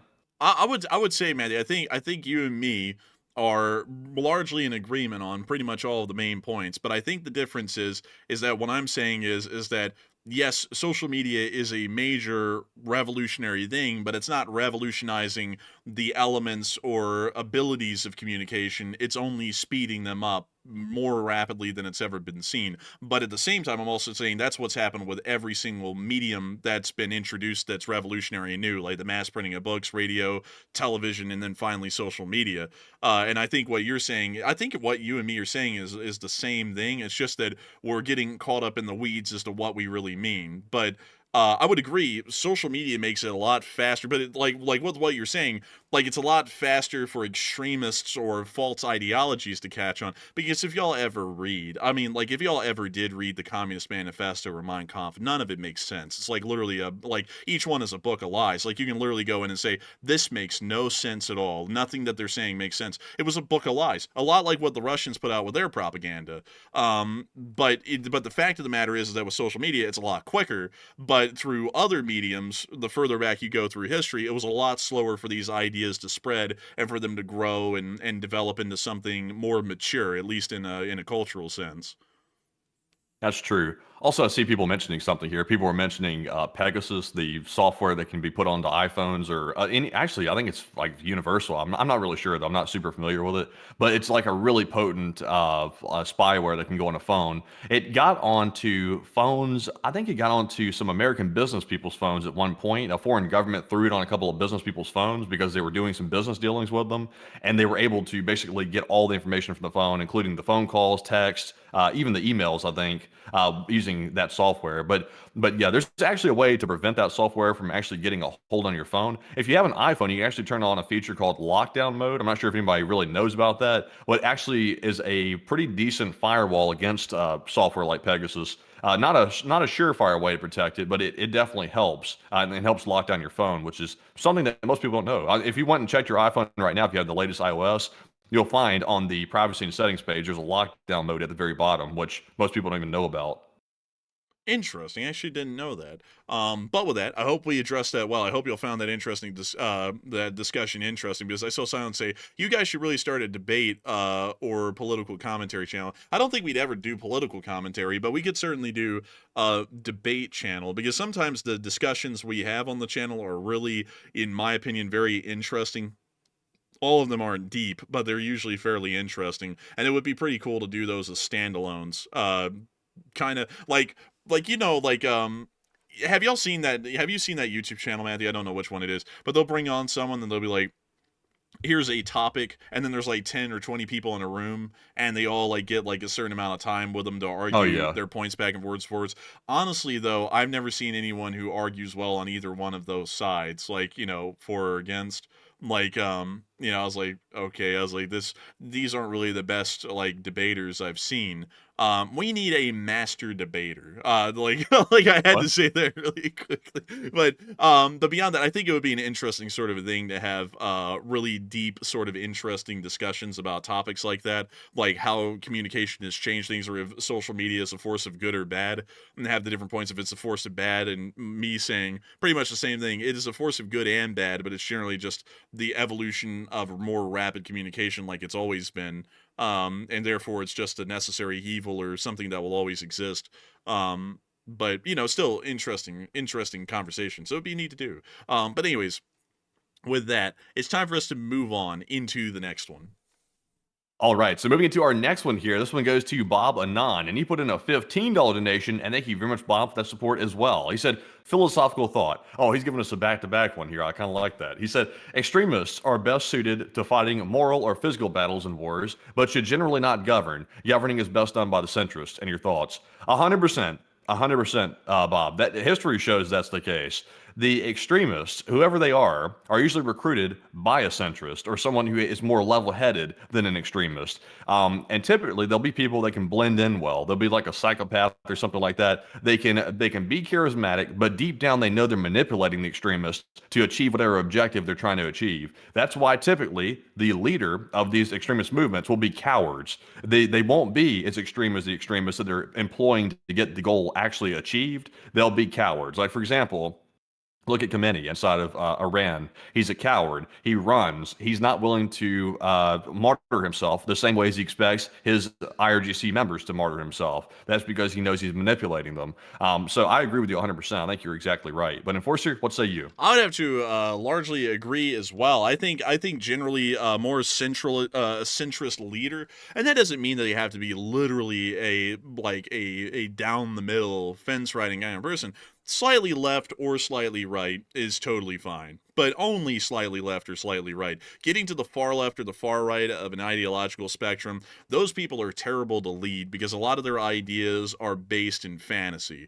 And that, I'm just being honest with y'all folks. Like, if you like someone who's on the far left or the far right, that's your right. But in my honest opinion, anyone who's on the far left or the far right is living in a fantasy land where things that they want to do could never be implemented properly or successfully. It would be a failure. And that's just like any extremist government, like the Nazis on the far right or the communists on the far left. If you look at them as a country, they would do absolutely crazy things and they would always fail because they live in a fantasy. Their ideology exists on a pyramid of lies. It's an insane amount of them that they have to make just to make their ideology make sense. And it doesn't give any nuance and it doesn't give any understanding or any ability to be flexible. It's just absolute insanity.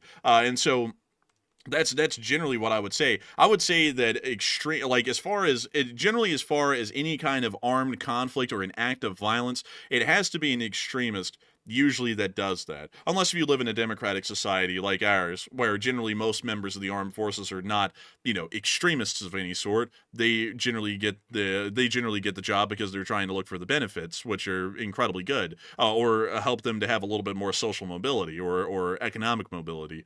But in most cases, it is good to go get the extremists because they will be the ones that are prone to acts of violence or aggression, while a centrist can lead with the understanding and flexibility to lead properly. So I would say in the general concept, I think that actually is a pretty decent assessment. And so with that, I thank you so much for the support and helping this channel to keep it running. I hope that does address that incredibly well. And with that, we are on to the next one. And this one goes to Sine Nayan, and hopefully I'm saying your name right. And they put in a $15 donation, and thank you very much for that support. They said, will India get involved for peacekeeping in the Thai-Khmer conflict since the dispute is over ownership of a Hindu temple? And thanks for covering the conflict, and it's hard to figure out stuff since both nationalist groups have their say and love from Myanmar. Now, one thing real quick before the enforcer answers that, they're actually not fighting over the temple, believe it or not. This is actually, the temple was the historic issue from my research, but right now what the issue is the Thai soldier apparently got injured by one of the landmines that Cambodia laid on a path that they were walking on.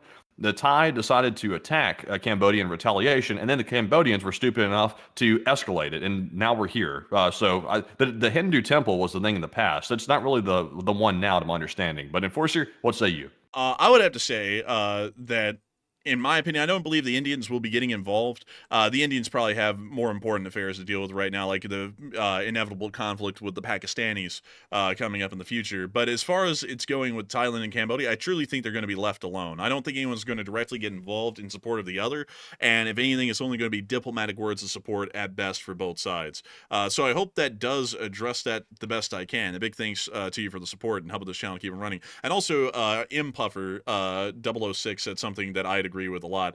Impuffer said, the great thing is we don't have to be Nazis or communists, we can be American. And that's something that I'd agree with, because historically America is, and this is what a lot of people don't know, America is the centralist option in this world.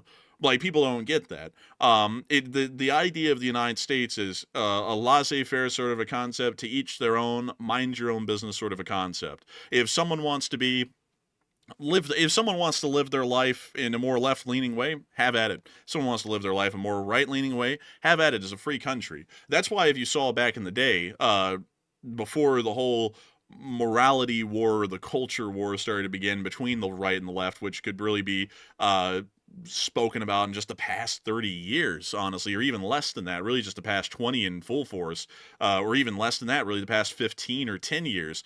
Before that, you would see that the country was very lenient. Like the big issues of today situations like gun control or abortion, which are very divisive topics, were generally left to the individuals themselves to figure out. If you wanted to own a gun, you could or you couldn't. It was up to you. They're not going to stop you, but it was up to you whether you wanted to or not. And it was also up to you whether your locality, your state wanted to or not, to an extreme degree or to very little on both topics. And nowadays you see that that sort of understanding that America is supposed to be more neutral, more centrist, allow people to do what they want, or kind of really exercise and police their own localities as far as what they accept and not accept, is starting to diminish. And it's starting to become this idea that it's a cultural war of one half of the country versus the other. But the truth is that the beauty of the United States is supposed to lie in the fact that while we may not agree at the end of the day on those issues, on a national level, what we can agree is that the country gives us the ability and the right to do what we want and to believe in and exercise the sorts of rights that we would like to any degree that we would like. And that's the real outstanding quality of the United States, is that we don't go down an extremist route like a Nazi path to the far right or a communist path to the far left. We are Americans, and we have found our own way for 250 years. And I think that that is an amazing thing, and I think that's something that Americans should really respect, is that we're not looking to find in this future world the Russian answer forward or the Chinese answer forward of which authoritarianism is better. We should be finding the American way forward and do things the way we've always been doing them since the creation of this country in 1783. And so with that, I hope that does address it the best I can, but I definitely agree with that, M. Puffer. I think that's a great statement right there. And with that, we are on to the next one.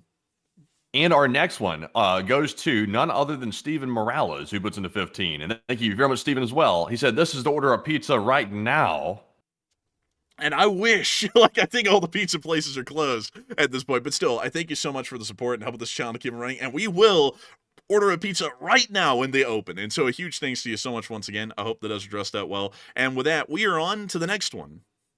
All right, and our next one here goes to Tyler Harris. And also, by the way, I got to say this real quick. Like, I really like those topics that people were bringing up there a second ago, like Andrew Honeycutt, Bob Anon, and those super chats. Those were extremely good topics. I could talk about that all day and debate that all day long, probably to the point where people got nauseous. But those are like really good questions, by the way. But jumping into our next super chat, this one goes to Tyler Harris, who puts in a 10. And thank you very much, Tyler, as well, for that support. He said, "Another great night of the Enforcers." And thank you very much. He said, "Quick question. Do you think China will eventually take a side in this conflict and use it to fight the West and keep up the good work?" Personally, I think they could. If they will, they'll side with the Cambodians because ideologically they align more so with the Chinese, and also for supply side reasons. But I don't really think they will, because putting your dog behind the Cambodians is a losing fight right now on the military side of things. I don't think they stand a chance in hell. If they do, they'll prove me wrong, and I'll have to eat my foot on that. But I don't think they're going to be getting involved. There's a possibility they could, but it's a very small chance. And so with that, we are on to the next one. All right, and also Fooled by Primes brought something up that was interesting. The Thailand mangoes. I don't know if anybody knows about this, but Costco sells these dried mango strips that apparently come from Thailand. I believe they were coming from Thailand, and they're really like a big bag of like these dried mangoes. Very good stuff, but they're like full of sugar. But it's probably honestly not great to eat all the time because all the sugar in it. But they're very tasty. I wonder if it's going to affect the mango supply or not. Also, I saw him say something cool. We could be eating the Alabama pawpaw. If y'all never heard of a pawpaw, this is it. These were very popular, and they were wildly popular. This is the fruit of America for a lot of its early history. The issue is, however, is that this started to disappear from most people's plates and bowls where you would hold your fruit in their houses around the 40s and the 50s with the advent of the supermarket, because the pawpaw isn't exactly shelf stable, and it spoils pretty quickly. So a lot of supermarkets didn't really like it for that reason, because you could buy the pawpaws and put them in your store and they go bad pretty quick, or they'd spoil, or they bruise, they wouldn't look marketable. So they ended up disappearing. The pawpaw, I've been told, is actually pretty good. It tastes kind of like, I've heard that some people have said it's sweet. It kind of tastes like a pear. It sounds good, actually. I'd like to try one. Unfortunately, I've never seen a place around here to try one, although they're literally endemic to Alabama. I've never found one. So one day I hope to have one of these because it would be cool to have them. And honestly, with how supermarkets work these days with their supply chains, I feel like it's not that out of the picture to be able to have a pawpaw in a grocery store. But it looks nasty to me. I don't like it. it apparently tastes pretty good. Like let's see, pawpaw flavor. It's a blend of tropical fruits, primarily mango, pineapple, and banana. That sounds interesting. It doesn't look interesting, but it sounds good. It sounds good. That's what's interesting to me. It sounds good, and it had to have been good because it was extremely popular. I mean, like when the banana came to America, which was in the 1890s or so, this thing still rivaled the banana for popularity. And America was so crazy about bananas. You know, we went and overthrew governments to keep the flow of bananas going. So if it was that good, it had to have been good. You know, like it couldn't have been that popular for nothing. Yeah, I'd personally overthrow. Well, not overthrow. I'd personally fight a war for. I'd personally fight a war for some mangoes. Honestly, I can understand like if the fruit is good enough. I can understand like the United Fruit Company and the CIA. Like they want those bananas. Honestly, I could see that for the mangoes too. Like that might be a good reason to maybe get involved one day in Thailand is because we want our mango supply to stay healthy. Yeah, I would say so. And so with that, we are on to the next one. And our next one here goes to none other than Lakshay Bardwaj, and they put in a $10 donation. Thank you very much for the support. And he said, keep up the good work. Hey, and thank you so much for the support. And we will. Thanks to your support. And thank you for helping this channel to keep running. And with that, we are on to the next one. All right. And also, someone said, Matt always trying to overthrow governments these days. No, not really. Not at all. Not at all. I'm not a fan of overthrowing governments, me personally. But I don't know if y'all heard.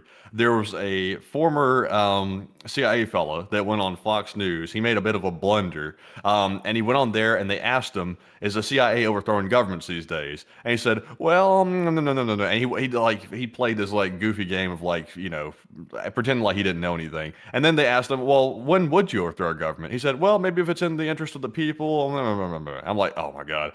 I'm like, why the hell would he say that on national television? But he said it anyway, and people turned into a meme, and also some people ran with it as propaganda as well. But it's no secret. The CIA has overthrown governments from time to time, a lot. But a lot. They've turned them over a lot, but it's always been in the good of democracy, at least in theory of it. So, well, I don't know in the good of democracy. Man. I think it's more so in the good of our national interest as Americans, not really for the interest of the people in that country in particular sometimes, But I mean, honestly, like, I'll be honest with y'all, what is the problem with that, though? Like, from an American perspective, if a country's government is being overthrown in the interest of American national security interests, I mean, maybe it's unfortunate for the people there in that country, but at the same time, it's important for our nation's survival. So it's like, I get why people may not like that, but it's an honest truth, and I would rather have an honest truth than be told something like, oh, we do it when it's good for them. It's like we don't. Like that's just the truth.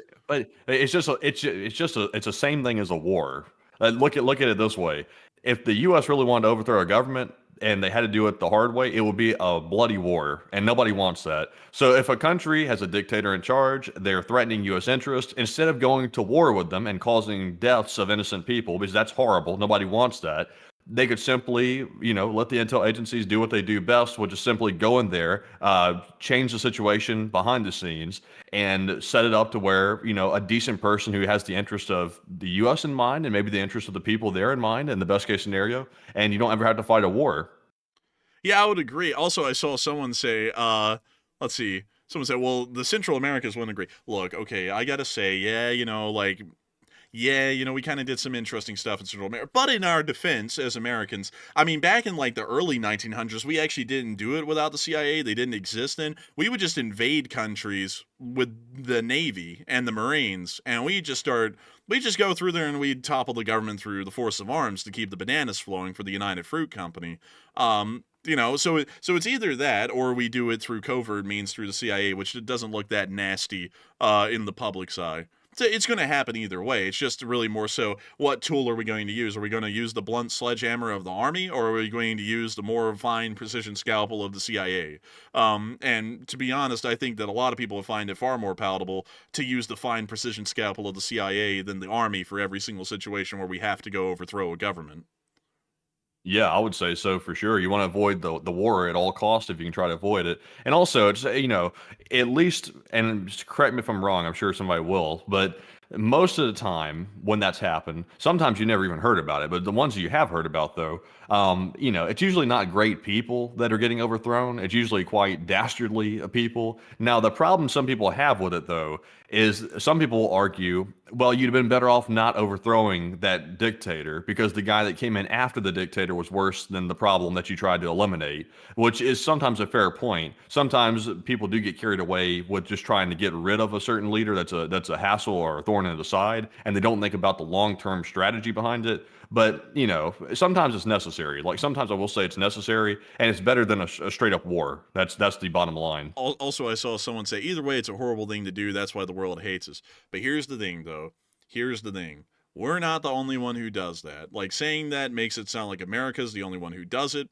And everything that America has ever done, every other country has done. We overthrew governments, believe it or not. The Soviet overthrew governments. We overthrow governments, believe it or not. The Chinese also overthrew governments, or they enslaved them through financial means. Every country that's a major player in the world has done this. When the British were an empire, they did this. When the Germans had an empire, they did this. When France had an empire, they did it too. Everyone's done it. It's for example, the mistreatment of peoples. Very unfortunate, I will agree. But every country's done it. Doesn't justify it, but every country's done it. And so it's like, it's not like it's a special thing to America. Like, I always find it interesting where people go, oh, the Americans, like the Americans are the evil of the world because they displaced people in the United States to make the country what it is today. And I'll agree that it's not a great thing, but it's making it sound like America's special in that. Like Russia or China has not done that. Like China is not currently doing that right now. And it makes America sound like it's on an island on its own, like it's the only bad country, or, well, not bad country, but the only country who's done questionable moral acts on the planet, and that's not the case. Every country on the earth has done a questionable moral act since the beginning of time. I mean, look at the Romans, look at the Greeks, the Persians, look at any of the great African empires or the empires of the Americas. Like, that's just the truth of it. And I hate to say it to folks, but foreign affairs is not a clean, tidy business. You're not going to have white gloves coming out of a foreign affairs sort of a situation. The gloves are going to get dirty. You're going to get blood on them. You're going to get sweat, tears, all kinds of stuff. It's a nasty sort of a business to be involved in foreign affairs, but it's the kind of business that we have to be involved in to keep this country on top. Or otherwise, someone else is going to do it for their own interest and benefits and end up screwing us over. So it's either us or them. Like, I hate to put it that way, but that's the way it actually works out here in the world. And as far as the Cold War went, it was us or them, as in us in America, or them as the Soviets, and you'll see we won that one. If it was us or them, it came down to the Soviets, and they're no longer. And if you look at anyone living in a former Soviet republic, you can clearly see what happens to the loser. It's not a pretty business. So with that, I hope that does address that well. I hope that kind of explains the necessity of it all. Not that it's great. I'll admit it's not great, but it's what we have to do. But with that, we are on to the next one. All right, and our next one here goes to Andrew Honeycutt, who puts in a 10. And thank you very much, Andrew, for the second support of the night. He said, my definition of patriotism is acknowledging the faults and flaws of our system while understanding that our republic is always a work in progress, constantly striving to improve the system. LTLSA. And I agree with that 100% as well. I would say faults and flaws, and also the positives of it as well. People that are blindly supporting any government, those aren't patriots. Those are yes men, and honestly, I would go as far as to say they're idiots, because anybody that's a real patriot should know that the government of a country is much larger than the person in charge of the country. It always will be in a proper democracy, and you can't get all caught up in this person can't be wrong, because if they're human, they're going to be wrong from time to time. You never praise the leader of a country. You encourage them, you support them, but you also should or at least feel free to correct them if they're wrong as a citizenry. So I agree with you. But Enforcer, what say you? I would have to say I would agree with that completely. I'm a huge patriot of the country. I love the United States of America. And I truly live nowhere else, and I would never profess any kind of undying devotion to any other country than the United States of America. But at the same time, that does not mean that the nation is perfect, and that does not mean that the nation is without flaws, and that does not mean that the people are free of any kind of moral vices or sins. It's a country like in the sense of humans being human, it is like any other country. But I'm incredibly proud of the nation, and I always think that a citizen who is proud of the country country should always be looking and striving and working and toiling and suffering, and then finally relishing in the successes of their hard labor and work to improve the country. I think that is a very important thing to always understand about the United States of America, is that it must always be improving. There is never a time where this country will be perfect or that everything has been solved. Everything must always be on a constant path of improvement and hopefully to an eventual but never achievable perfection. I think that's what everyone in the country should always recognize and understand, and that's what a lot of people don't understand in politics right now. The prior president nor the current president or any presidents before them were perfect, amazing, infallible people. Not even George Washington. Every single one of them was a man like every other, and every single one of them was subject to their own flaws, vices, and sins, if you want to call them that, as any other. It's not worth it to worship an individual who's in the office. It's worth it to worship or more so exalt the ideas or the perfections that we would like to achieve in this country, but also understand that the fallible men who are at the helm in the Congress, in the Supreme Court, and the presidency are the very people who might end up soiling that very perfectionist image that we would like to achieve someday here in America, to put it in the most poetic words I could come up with. But I do thank you so much for the support. I hope that does address it well, but I'd agree with that entirely, Andrew Honeycutt. I think that is a very truthful statement. And so with that, we are on to the next one. And our next super chat goes to Johns, who puts in a 5 and said, I'm in Thailand, and this started because Cambodia laid fresh mines on the Thai side of the border, which killed some soldiers. And that is true, John.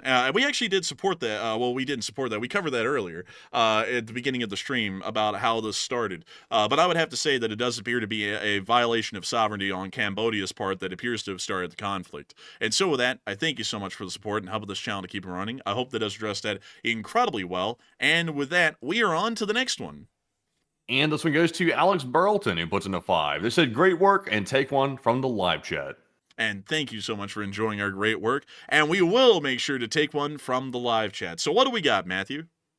And this one from the live chat goes to Trism666. And they said, does Russia still have or use guided missile subs and still use the SSN-19 shipwreck or the upgraded version and LSA?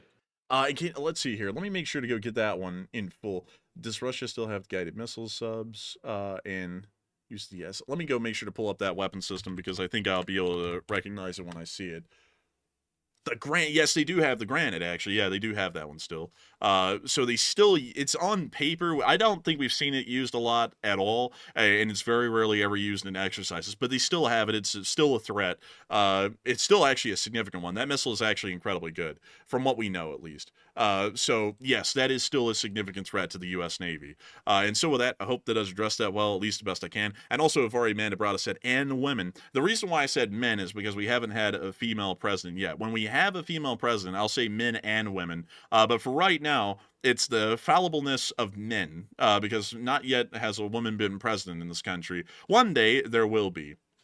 But not yet. So I wanted to make sure that I got the wordage correct and included, and the current and all former presidents, which happen to all just be men, at least for now. But with that, we are on to the next one. And our next one goes to Johns once again, who puts in the 5. He said the Cambodians have bombed indiscriminately, and the leaders have fled to China already, as far as the news goes here. I heard that the former leader of Cambodia actually fled to China, but I haven't heard about the current ones. But I do know that the bombardments are still going on heavy, at least at this point. So a big thanks to you for the support. I hope that does address that well. And with that, we are on to the next one. All right, and our next one here goes to Johns yet again. He said, for a street view of Bangkok, check Sukhumvit Road. It's down that area, very modern, and we have sky trains, etc. Thank you for the support, Johns. And you're like the Department of Tourism for Bangkok. But let's take a look really quickly. Let's see. Where would be it? Let's see.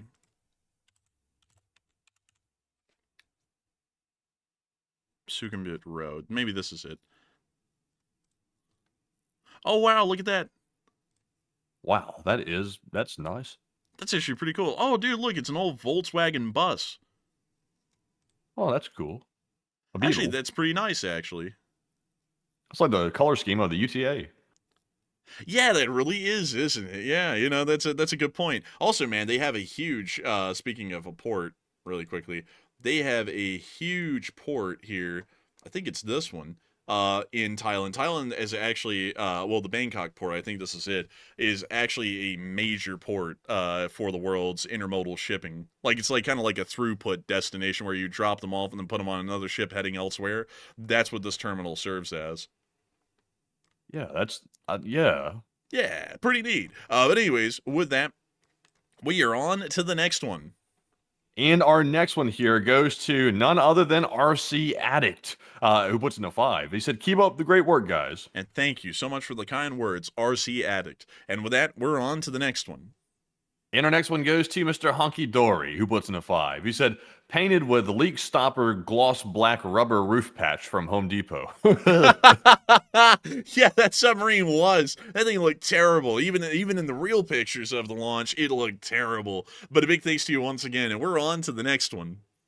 And our next one goes to Quantum Fighter, who puts in a 5 and says, for a little bit of beauty in these grim times, GMAP, JJace in Bosnia and Herzegovina, first built in the 14th century. What did you get for B-Day, Matt? LLT LSA. I got a good day. I got some oxygen from the air. I got a little bit of sunlight from the sky, and I got to live for my birthday. But thank you very much, Quantum Fighter. And Enforcer, what say you? And I'd have to agree. But look at this place, man. This is actually unbelievable. Look at that. That is beautiful. Man, that looks like a fictional painting of a place that doesn't exist. This is really cool, Quantum Fighter. I thank you for sharing this with us, and one day I want to go here and see this myself. I don't know why I had to say myself like that, but I want to see it one day. Is it close to Split in Croatia? It is, actually. It's not that far away. You could drive out there. As long as everyone in the Balkans is getting along, which might not be guaranteed. But with that, I thank you so much once again for support. I'm just kidding for all the people in the Balkans. Don't beat me or stone me or anything. I'm everyone in the Balkans generally gets along a lot better than they used to when Yugoslavia collapsed. That's just a joke playing on the horrors of the past. But anyways, with that, we are on to the next one. And this one goes to Laser314, who puts in a 5 and says, pre-September 2001, we are a nation of freedoms. Now the narrative is we are a nation of laws. Do you hear the difference? I do hear the difference, but it is an unfortunate change, and for some reason, a lot of people in the country themselves actually think that there isn't really a great range of freedoms, and there shouldn't be, and I don't really understand why. I'm personally more for the idea of let's see here, how would I say it?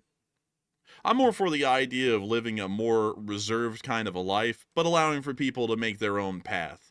That's really my opinion. My life is my business. If I don't want to do certain things, that's my decision to make. But if other people want to go ham and go do whatever, that's on them. I'm not them. I'm not living their life. They can make their own decisions. But with that, I hope that does address it the best I can. I do thank you for support and helping this channel to keep running. And with that, we are on to the next one.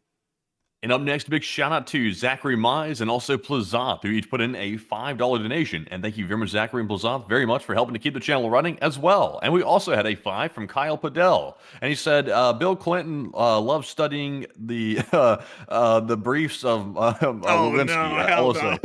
Oh my God. Briefs? Briefs? Wait a minute, what? I just realized. Say that again? Hold it, she was wearing briefs? Was she wearing what now? But beyond that, I do think of his support. And that joke was wild in the first place, but then it was even more wild when Matthew went, briefs? So I was like, what else? But anyways, a big thanks to you once again. And with that, we are on to the next one. And this one goes to Jeff. This one goes to Jeffrey. This one goes to him. And he says, how many TIE fighters do they have, though? Quite a many. It's Thailand. I mean, it's the home of the TIE fighters. So with that, I know what you're doing there. It's a pretty funny one. But with that, we are on to the next one. And this one goes to LSA Sergeant Figment, who puts in a 2. And Sarge said, LSA, hit the like button. That's an order. And hit the like button. That is an order. And a big thanks to you once again for the support, LSA Sergeant Figment, and helping this channel to keep on running. And with that, we are on to the next one. And this one goes to Jason Curling, who puts in a 2. He said, do you think Vietnam will get involved? And thanks. I don't think Vietnam will get involved. I think they're more so focused on the whole South China Sea thing with the Chinese. So I think they'll have their attention focused towards the sea more so than into the land. But a big thanks to you once again. I hope that addressed that well. And with that, we are on to the next one. And our next one goes to Philip Fixes, LSA, another channel legend. He puts in a 2 and says, the ammo depot explosion looked like a duck. It does. It really also does. Look like a rubber duck. Yeah, look at that. It's got like the little body, the tail, the beak, and then the head. Honestly, that looks like Tweety Bird almost, like from that little Sylvester the Cat like cartoon. Honestly, I bet the Iranians were on the ground thinking, duck it. Dude, the IRGC was on the ground going, Inshallah, the ammo is lost forever. Like like they were losing it, honestly, crashing out probably. Bro, that's what. No, I'm commending. You got to do the right sound for the IRGC. They don't sound like a duck. They sound like that's what they sound like. But anyways, with that, I hope that does address that well, Philip Fixes. A big thanks to you once again. And with that, folks, we are running tremendously overtime tonight. So we are going to be getting the Morse code decoders of the stream, 3 live chats, and then we're going to be rounding this thing out. And so what do we got, Matthew? All right, and this Morse code decoders of the night goes to Paul Schultz, Kevin J, Mason Miami, Johnny Dog, Norm Pritchett, Airbar Garbo, and her royal fluffiness. They said the Morse says, "Can you believe that there's now a major war in Asia that isn't India or China? Crazy." LTLOC. And ding. That's the sound of money, and y'all got that dead on the nail. That was the Morse code message of the night. I got to congratulate y'all greatly for getting that Morse code message correct. Y'all get that correct time and time again, I tell yous. And I got to congratulate yous greatly because you always do it well in the Lee Spring Army Signal Corps. And so with that, it's time for us to get on to the last question of the night. And this one goes to Avari Mandabratis. She said, how has this war affected tourism in both countries? Many European and American expats live in Thailand, after all, or visit for various reasons. Well, we don't get into what they visit for here. I'm just kidding, by the way. But I would say I do not know at the moment because it's happened so fast. There really isn't a way for the tourism industry to be impacted long enough for us to see. I would assume it's going to have a significant impact because no one likes to travel to what appears to be an active war zone. But to what degree it'll be as extensive as it'll get, we don't really know yet. So I'll have to say that at the moment because we just don't have enough stats or information to speak in depth about it at the moment since it is only 24 hours old. And with that, we are on to the third to last question of the night. And this one goes to Cash Redding. I almost said Cash Patel, but Cash Redding said, do you think Thailand could show a massive show of force against Cambodia to force them to peace quickly? At this moment, no, because they've already done a pretty significant show of force by airstriking 2 Army Corps headquarters on the border, and it doesn't appear to have stopped the Cambodians. It appears they're actually conducting an offensive into Thailand now, so I don't really think there's a way of show of force to these people. I think you're going to have to get down there on the ground and pretty much just overrun them either through airstrikes and offensives or a combination of really any combined arms operations, and then bring them to their knees that way, because it doesn't really seem that they're going to be stopping anytime soon. So with that, I hope that does address it the best I can, and with that, we are going to move on to the final question of the night. So, who do we go have? from the third to last question to the night to the last question of the night. Oh, sorry. Whoopsie daisy. You fool me once, shame on you. Fool me twice. Look, you fool me once, you can't fool me again. I think man and fish can coexist peacefully, and we're going to destroy the global headquarters of terrorism. Now watch this drive. But we're moving on to the second to last question of the night. And this one goes to Pebsy, who said maybe China will use Cambodia as a test bed for their new autonomous drones. Possibly. Now that actually is that's a possible likelihood. So that's actually an interesting idea. We'll have to see. I don't know if the Cambodians will actually have the technical expertise to operate it because their army is really ass backwards with the kind of technology they have. And it probably would take a lot of training to catch them up to speed on anything that deals with modern electronics because they're not even trained in anything close to it. Most of them wouldn't be. So maybe there's a chance, though. There is a chance on that. And so with that, I hope that does address that well. And with that, we are moving on into the final question of the night. And so who was the last person who threw in the lucky last question of the night? And that viewer is Plazoth, who said, do you think this is going to last a while as a conflict? What's your prediction on the time span of it? I have a feeling for some reason in the back of my head, this is going to last a couple of weeks. Someone's going to come in and force a ceasefire, and it's not going to solve anything, and this will start up again later after that ceasefire.